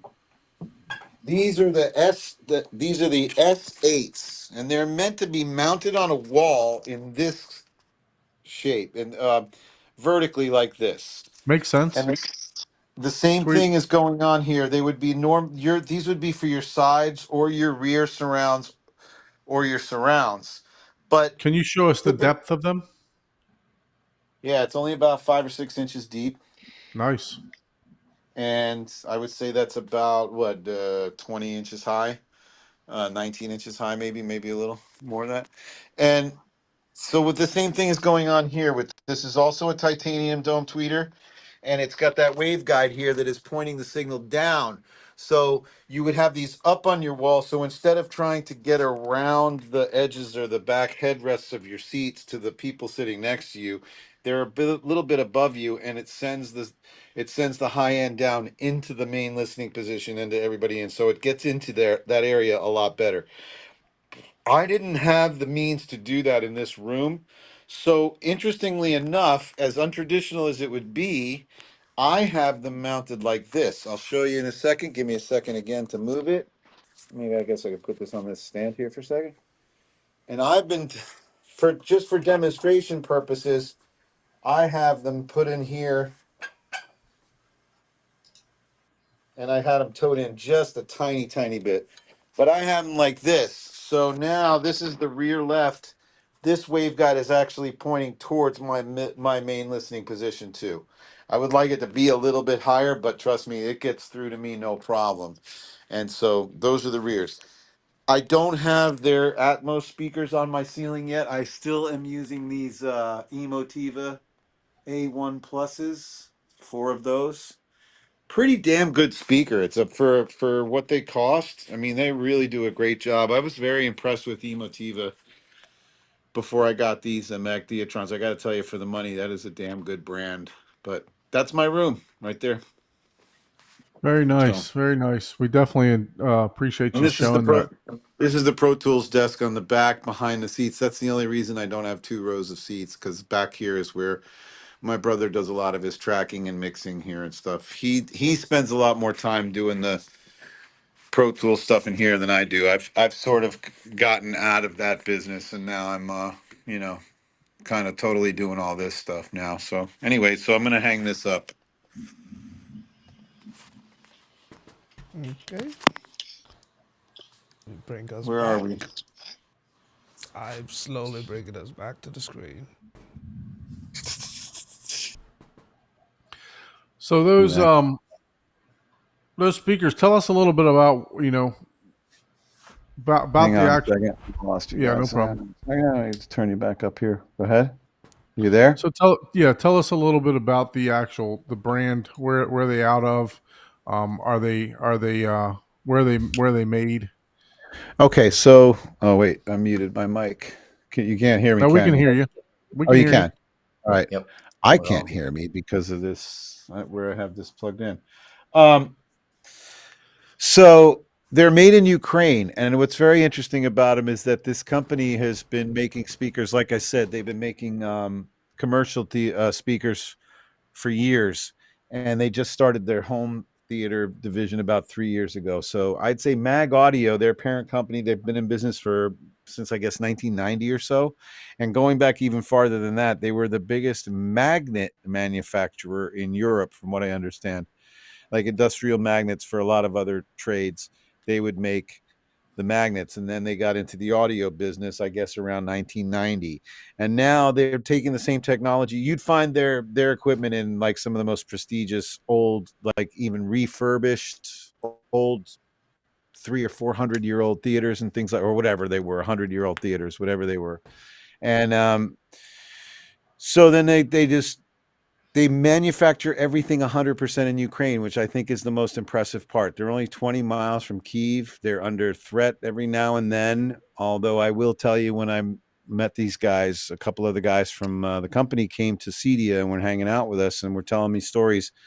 There's something about the area that they work in that I believe is more or less untouchable, if you will. I think Ukraine is responsible for a lot of infrastructure for Russia, and there's a lot of things that they, I guess, leave alone, if you will. And they might be one of the areas that's sort of, I guess, safe's not no, they're not entirely safe, but they're safer than there would be in most places. So they're great people, and everything from the plastics to the wood to the magnets themselves is manufactured in their plant. They don't farm out anything from anywhere else. So, and everything is made as it's ordered, basically. So you order a system from them, they put the speakers together, and you get them a few weeks later. So what's the for the LCR? What's the price point for those? I do believe the thing is, we're about to have a meeting about logistics Okay. to discuss what our shipping costs are going to be. But I do believe, and we're trying to figure out whether the shipping can be worked into the price on some of the products, and some of it can't. So in other words, before we've resolved the shipping situation, the M8, as it's known as, L, C, and R, are right around 17 or 1800 bucks each. The Okay. Hammer 15 subs that I showed you are 2099 MSRP each. The amplifier that runs them, which I showed you briefly, is a 3200 watt Class D amp at 1600 watts per channel. That retails for about 2500. So if you want to compare it to, like, I don't know, to Ascendo sub 16s, you're looking at comparable or a little bit less price. But for a very true spine rattling commercial cinema experience, I mean, these subs are, they're just, I don't know what the word is. I can't. They're physical. That's all I can tell you. I think that's really good that our company is called Let's Get Physical, because it still applies with this. It's a very physical experience. I don't know if I didn't show you my chairs in much detail, but they're the basic Octane XS 300s or whatever chargers, holding up very nicely, by the way. That's Octane is Valencia, right? No, it's the home theater store. Octane is the brand. Oh, okay. Yeah, anyway, but that's their bottom of the line model, and I got it 2 years ago, and these things still look brand new. If I wiped them down and everything, you'd think I just put them in here. So very impressive. I'm for a budget chair, that Octane is really good. But they move. They feel like you have drivers attached to them, because in some scenes that the frequencies get so low. There was a piece of music my brother and I were listening to. My brother's 3 years younger than I am. He's a touring drummer and a recording engineer, and he's, we get very, very deep into listening to music, into such detail. We listened to something from beginning to end for 5 minutes with the lights all the way down, and he was in the recliner next to me. And the song ended, and he turned to me, he goes, "Let me just ask you something. Because we couldn't see each other. He goes, "Were you playing were you playing drums on the seat? And I said, no, I wasn't. I wasn't moving. He goes, I wasn't either. And I thought he was, because all the beats of the songs were actually moving the chair so much that I thought he was playing drums on the chair. And if and I could see that when I was watching, I think Twister or Moonfall or something, the chair next to me, the empty chair next to me, I could actually see it moving next to me. And that if you could see the movement on something, that's a very, very low frequency doing that. Otherwise you wouldn't be able to see it. So these are the kind of things I'm experiencing in here. Obviously these 2 Hammer 15s and this amp are way too much for this room. I could probably get by with 1 Hammer 12. And that would be fine at 600 watts. We have plenty of people in here that would disagree with you. I have talking to customers that want to put 4 of these in a room a little bit bigger than my room. Try 1818s. JTR. That's the kind of people that 1024s. I was at that. 1818s in a room smaller than yours. Yeah, So, I have 2 15s. 156 dB. Yeah, I have 2 15s up front and 4 12s behind my chair. Wow. Just in my. I mean, I got dB levels in here. I don't know what's going on with the dB levels. I almost don't want to know how high I've gotten it up in here. Yeah, I don't turn it up. But the thing is, so I can get these subwoofers are not even breathing in this room, and it's louder than I would ever want a sub to be in here. I listen to 45 minutes or watch an entire movie and go back to the rack. You put your hand on top of that Mag Theatron amp, and it's cold. Not even like room temperature. It's the air conditioning temperature. It's cool. And is that a Class H? Do you know? No, it's a Class D. But that's the other thing. The rest of my amps are Class AB. This is another thing I'm going to learn down the line, because eventually I'm going to get some Mag Theatron multi-channel amps for these speakers, and I'm going to finally get to hear for myself what this Class AB versus Class D thing is all about. And I'm a little concerned that I might lose some character that I have with the ABs, and I don't know. I haven't listened to every speaker in the world, so I don't know. But it'll be interesting to find out. And from what I understand, Class D technology gets better and better by the day. From what I've learned, from what I've heard about it. But what I was going to say was, no, damn, I lost my train of thought. I don't know where I was going with that. But yeah, that's the situation in here. I know what I was going to say. I've reached such levels in this room. So I set this room up originally 2 years ago. I got the Anthem a year ago, a little more than a year ago. Before that, I was using an old Marantz, I don't know, 55,000 something. And then, so they got this. I'm now so much louder with the Mag Theatron speakers in here, and these subs can get so loud that I think I'm hearing something. Again, okay, so you guys can help me out with this. The speakers are rated, I think, 200 with 300. We're gonna share. I'm gonna share the website right now, so we won't. And then, and I'm only running 100 watts per channel. Granted, it's priced in high current amplification, but it's only 60 watts per channel. Now I'm getting to levels that I was a lot louder than I was before with my old speakers. The subwoofers sound completely, totally clean. Like they could be twice as loud as they are, and I would still not hear any distortion.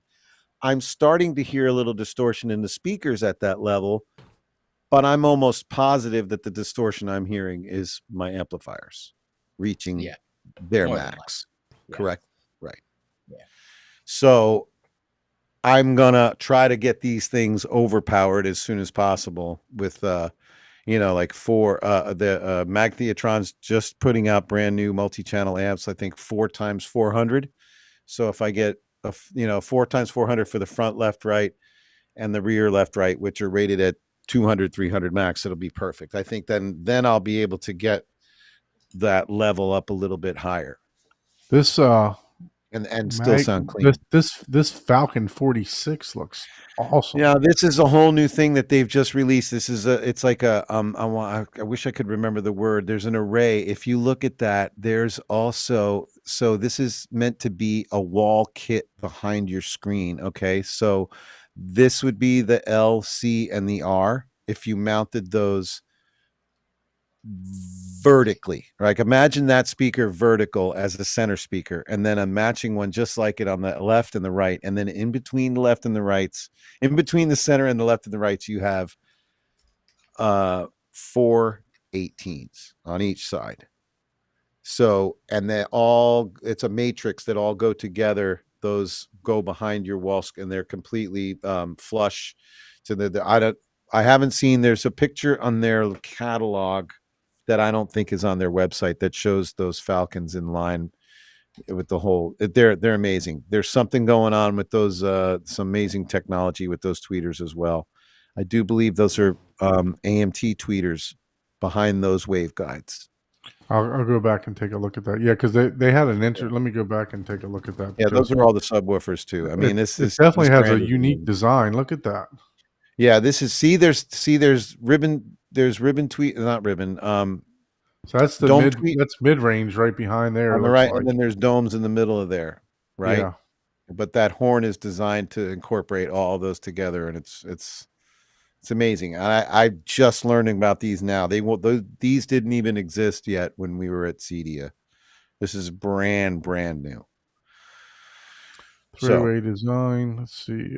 Featuring ultra low resistance woofer cones, unparalleled quality. And that's when you can get really, really expensive with Magtheatron, is with the carbon Falcons. fiber composite. But anyway, anybody that was watching this that's curious to hear these are in right outside of Fort Lauderdale, Florida. I've got this set up here. I can get in here and meet you to listen and watch a few scenes and hear these things in action. All I need is like an hour's notice because my office is right down the street from here. So if anybody ever wants to come by, just go, hey, I'm in Fort Lauderdale. I'd love to hear the room. I can meet you over there on a moment's notice. This one's pretty interesting. So that would be the matching. That's the matching speaker that usually would go with the Hammer 15 that I have. For the cabinet is about the same size. So if you could imagine a big enough space behind your acoustically transparent screen, you would have the M15L, the M15C, and the M15R, and you would have two Hammer 15s in between those, and that would take up the whole space behind you. 98 dB sensitive too. Wow, it doesn't take much to drive them. No.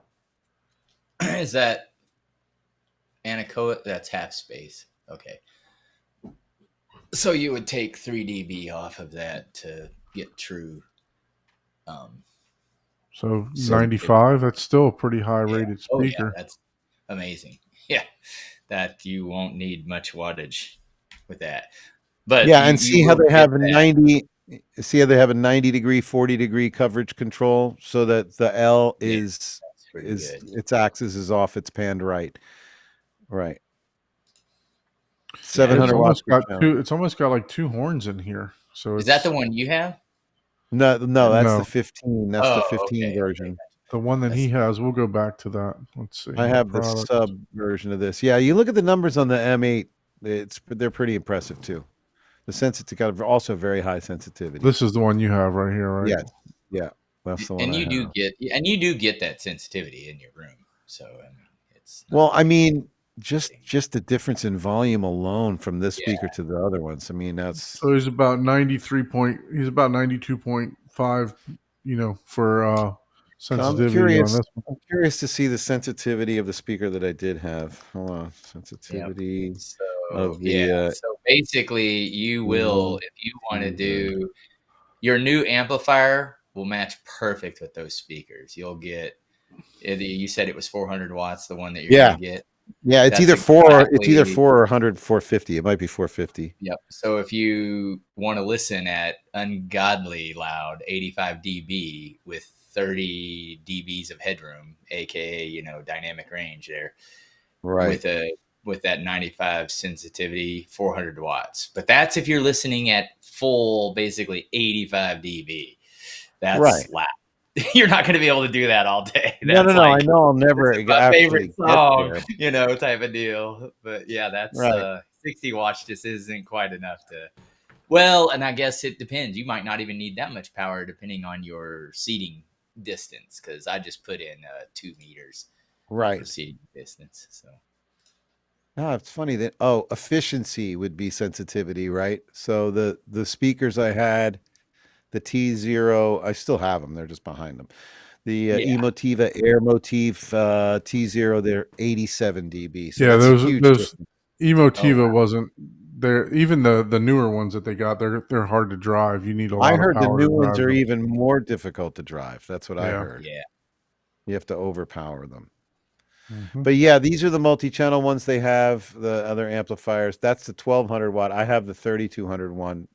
So look at that. So the frequency range. Okay, so here's what's interesting. So the frequency range on this is 20 to 20,000. Actually, if you could, Don, go back and go to the TDC 3200, which is the one I have. Right there. Yeah. So it's 20 to 20. The Hammer 15, which I'm running these with, is goes down to 16. I know that both of them go lower than they say. It's just there's something about how they can list it and what they can get away with listing it as, Yeah. from what I understand. But so I don't know. You guys are familiar with Anthem, correct? The Arc Genesis. So Mhm. when I first hooked up the Hammer 15s and that amp, and I did the quick measure, that came back. You know how that quick measure read will most of the time when you look at your sub, it'll get to 20, and then just to the left of that, it'll just take a nosedive straight down normally, or slightly diagonal down to the bottom of the scale before it gets down to 15. Because I know that that Arc Genesis graph goes down to 15. So my first quick measure, it was flat all the way, flat as that area of the subwoofer can be. And then when it got to 20, it was just a little squiggle that went down a little 2 or 3 dB and then went out across at 15. I've never seen anything read like that before. So I'm guessing that the microphone in the Arc Genesis couldn't even pick up how low it was going, Oh wow! Look at this low profile ceiling surround. So it's like an Atmos that it has a bracket on the top. That's what I'm getting next. I'm going to get 4 of these. They're the CS44. Really cool. Well, decently priced too. I don't have the price off the top of my head, but I remember Are you seeing able the to price. tilt that bracket anyway? It looks like it's Yeah. on the outside. Yeah. Yeah. So you can go. They have dual 4s in them, and a 3/4 inch tweeter in there. But you can mount them. And they have them in white too. I mean, who needs a white speaker if you're putting it on the ceiling, right? I mean, you gotta hide it, and you just gotta blend in with the ceiling, right?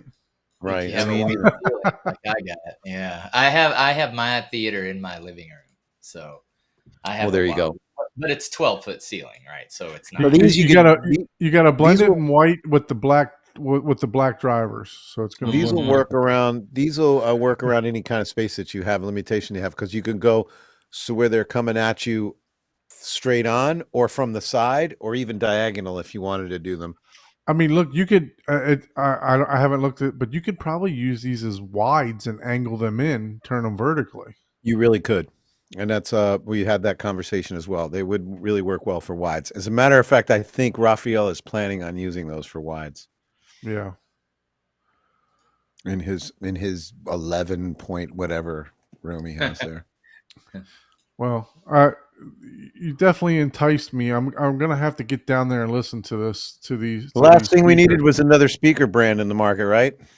So, Hey, I like this, and one thing that I thought was, being the Magnet company previously, they can afford to make a much better speaker at much cheaper prices because 100%. the Magnet is the most expensive part of a speaker.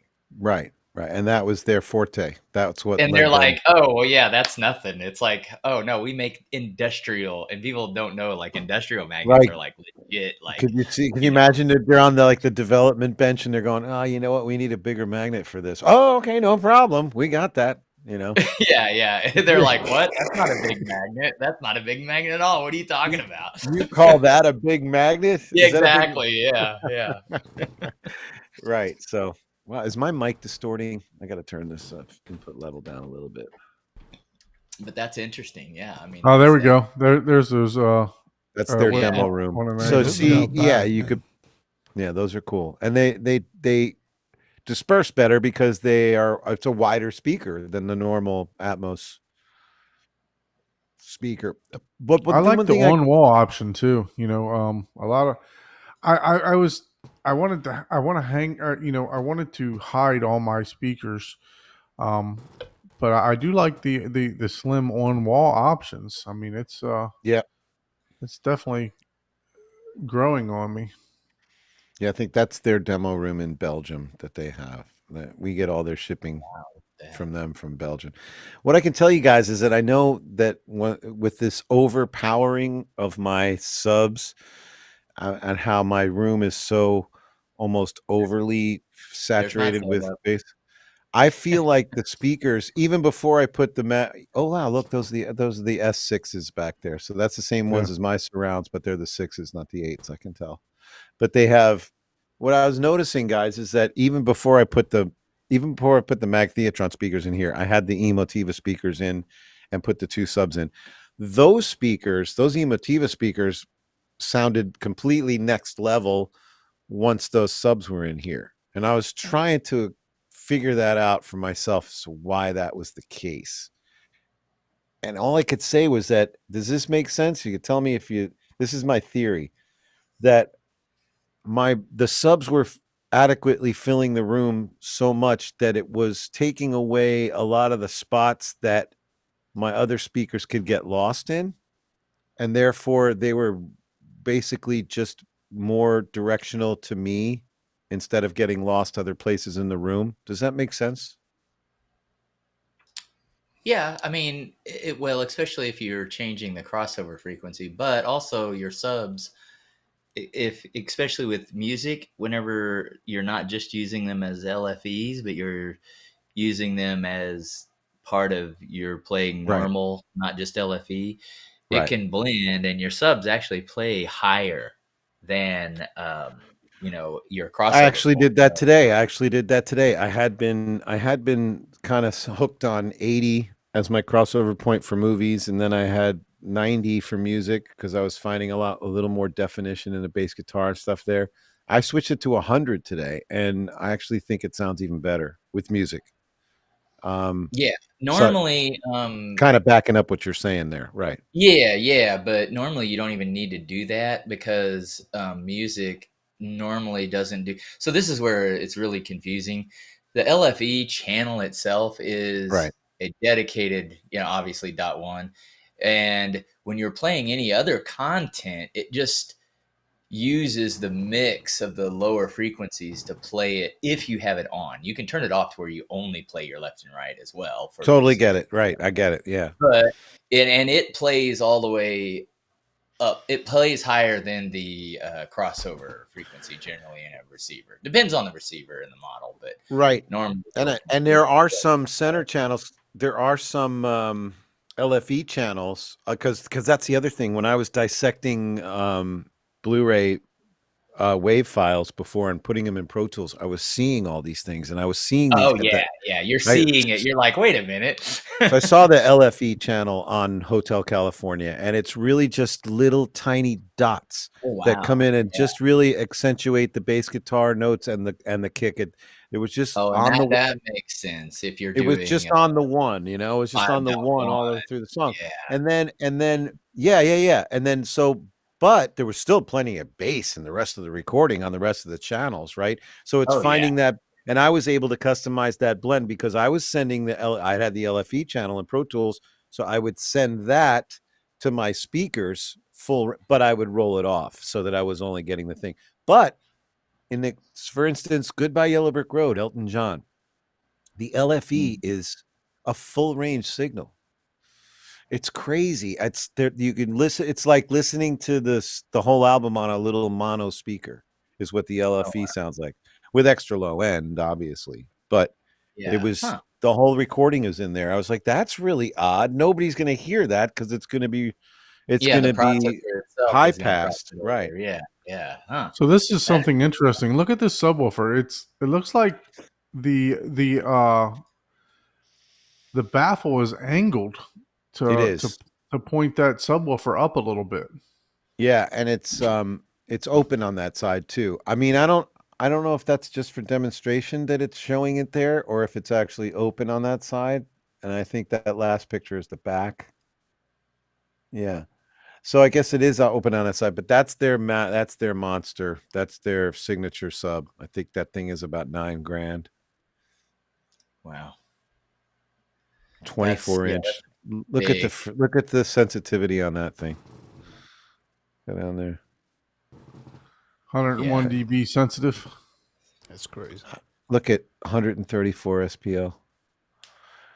And they got to list this one as 16 frequency range. And I mean, you know, a lot of subs you'll see a number that it actually goes lower than that, but that's the lowest rating they could get. So I imagine they go even a lot lower. This is a very popular one right there. There's the SBV21 and the DBA21 that was next to it. That's that double base array system where you would put them in the front and the back. That's Trinov is jumping all over this because they love the waveforming. Yeah, it's perfect for waveforming because you can the double base array. You know, they're matching pairs in the front and back. Dirac is doing a version also for Dirac Art, I believe. So they're doing the same thing. But yeah, no. Yeah, I'm definitely gonna have to get down and take a listen. I know I probably won't be able to do it till after the first of the month, but you know, I'd love to come down and take a listen to these in your theater. Absolutely. Check it out, and then you know we can do a. Neither one of you other guys are in Florida, are you? Texas. No. All the way in Texas. I'm in Kansas City area. Okay. So where in Texas are you? DFW. Oh, okay, cool. I'll be out there soon. I spent a lot of time out there. I lived in Las Colinas for a while. Oh, okay. And I have buddies there, and I go often and play golf. I'll probably get out there one more time before it gets too cold. Yeah. So tell us, you know, if somebody's interested in these speakers, Bill, tell us how we can get a hold of you. Where you know, if you can highlight on him, Mike. We are Let's Get Physical. You can reach me at bill@letsget-physical.com. Anybody can email me there anytime you like if you have any questions. If you're even curious, I can go way old school on you and pop a physical catalog in a envelope and send it out to you, so you can see it up close, just like, you know, the good old days with the looking through the catalog. And then if you're ever in the Fort Lauderdale area, like I said, anybody who wants to hear these, all you got to do is give me an hour's notice. I'm in my office is in Davie, which is 10 minutes from here, and I can meet you here anytime you want. I'm in Plantation, Florida, just outside of Fort Lauderdale. And like I said, the only way to sell speakers is to get ears in front of them and let you hear them. So I could talk your ears off all day long about them, but you can't really know what it's about until you hear them in person. Yeah, I'm looking forward to getting down there and listening to them. So and then we can, you know, if you want to, well, you're always welcome to come on. I'm the show. just as anxious to get people like you guys to hear me here, so you can tell me whether I'm crazy or not, and you can verify or, you know, qualify what I'm actually saying about these things, and you can tell me if I'm real, because you guys have heard way more brands than I have at this point. I mean, I'm catching up, but I know you guys have heard everything, and I know the big fan of Martin Logan that you are, as I am too. I love the folded ribbon tweeters. Mm-hmm. It was the one thing about getting these speakers. I was like, oh no, because I love the AMT tweeters that I had on the Air Motif. They're not Martin Logan, but they do still have that character where it's this subdued low end that somehow still gets through. It's crazy. That's the best way I can describe it. No, I heard a fantastic theater setup that Emotiva did at Expona when they first came out with those speakers. I mean, it was a very well put together whole theater experience that they did at Expona. I think that was like 2018, something like that, when they first came out with the first iteration. Those guys are very musical engineers too. They're all Nashville or Tennessee guys, and they're all, you know, musicians themselves. They You know, they there's a character to Emotiva. And No, I went from their processor sounds fantastic. It's just I went from unfortunately 5 and they a don't have the quarter. R&D time for it, and it's just full of bugs, you know. So I mean, it's Yeah. if you can have patience with it, it's a fantastic processor. When I had all those Emotivas in here cranked up at the same time, you would swear there's no way you could be listening to 5 and a quarter drivers. They sounded like they were much bigger. You know, there's I don't know how they get so big and wide when you can have such a small driver, but they managed to do it. I'm still a big fan of that brand. But then I was wary about it. I was like, oh boy, I'm gonna go from AMT tweeters and 5 and a quarter to horns. Oh no, is this gonna hurt my ears? But they, first of all, they're not horns technically, and second of all, they sound fantastic. So I was pleasantly surprised. Well, look, Bill, we definitely appreciate you coming on the show tonight to share your theater, to share, you know, your music studio, to share. Not as much as I appreciate you guys letting me. So this is very Yeah. cool. I appreciate the chance to get some word out there, and the invitation for anybody to come down anytime. That goes for anybody. Like I said, Bill at letsget-physical.com, and you're welcome for having that song on your head for the rest of the day. Yeah, so just so you guys Right. know, as I mentioned earlier, we're coming up on the 52nd show 1 year anniversary. I would greatly appreciate it if we can help each other's channels out. Please subscribe to my channel. I'm at like 715.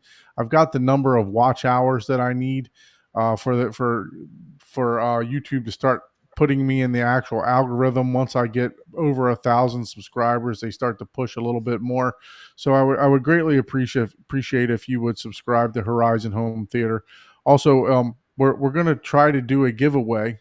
We were talking to Bill here, but we're going to confirm we're going to try to do a nice giveaway on the 52nd show. So make sure you're tuning in. You have to be live on the show to be able to claim this prize.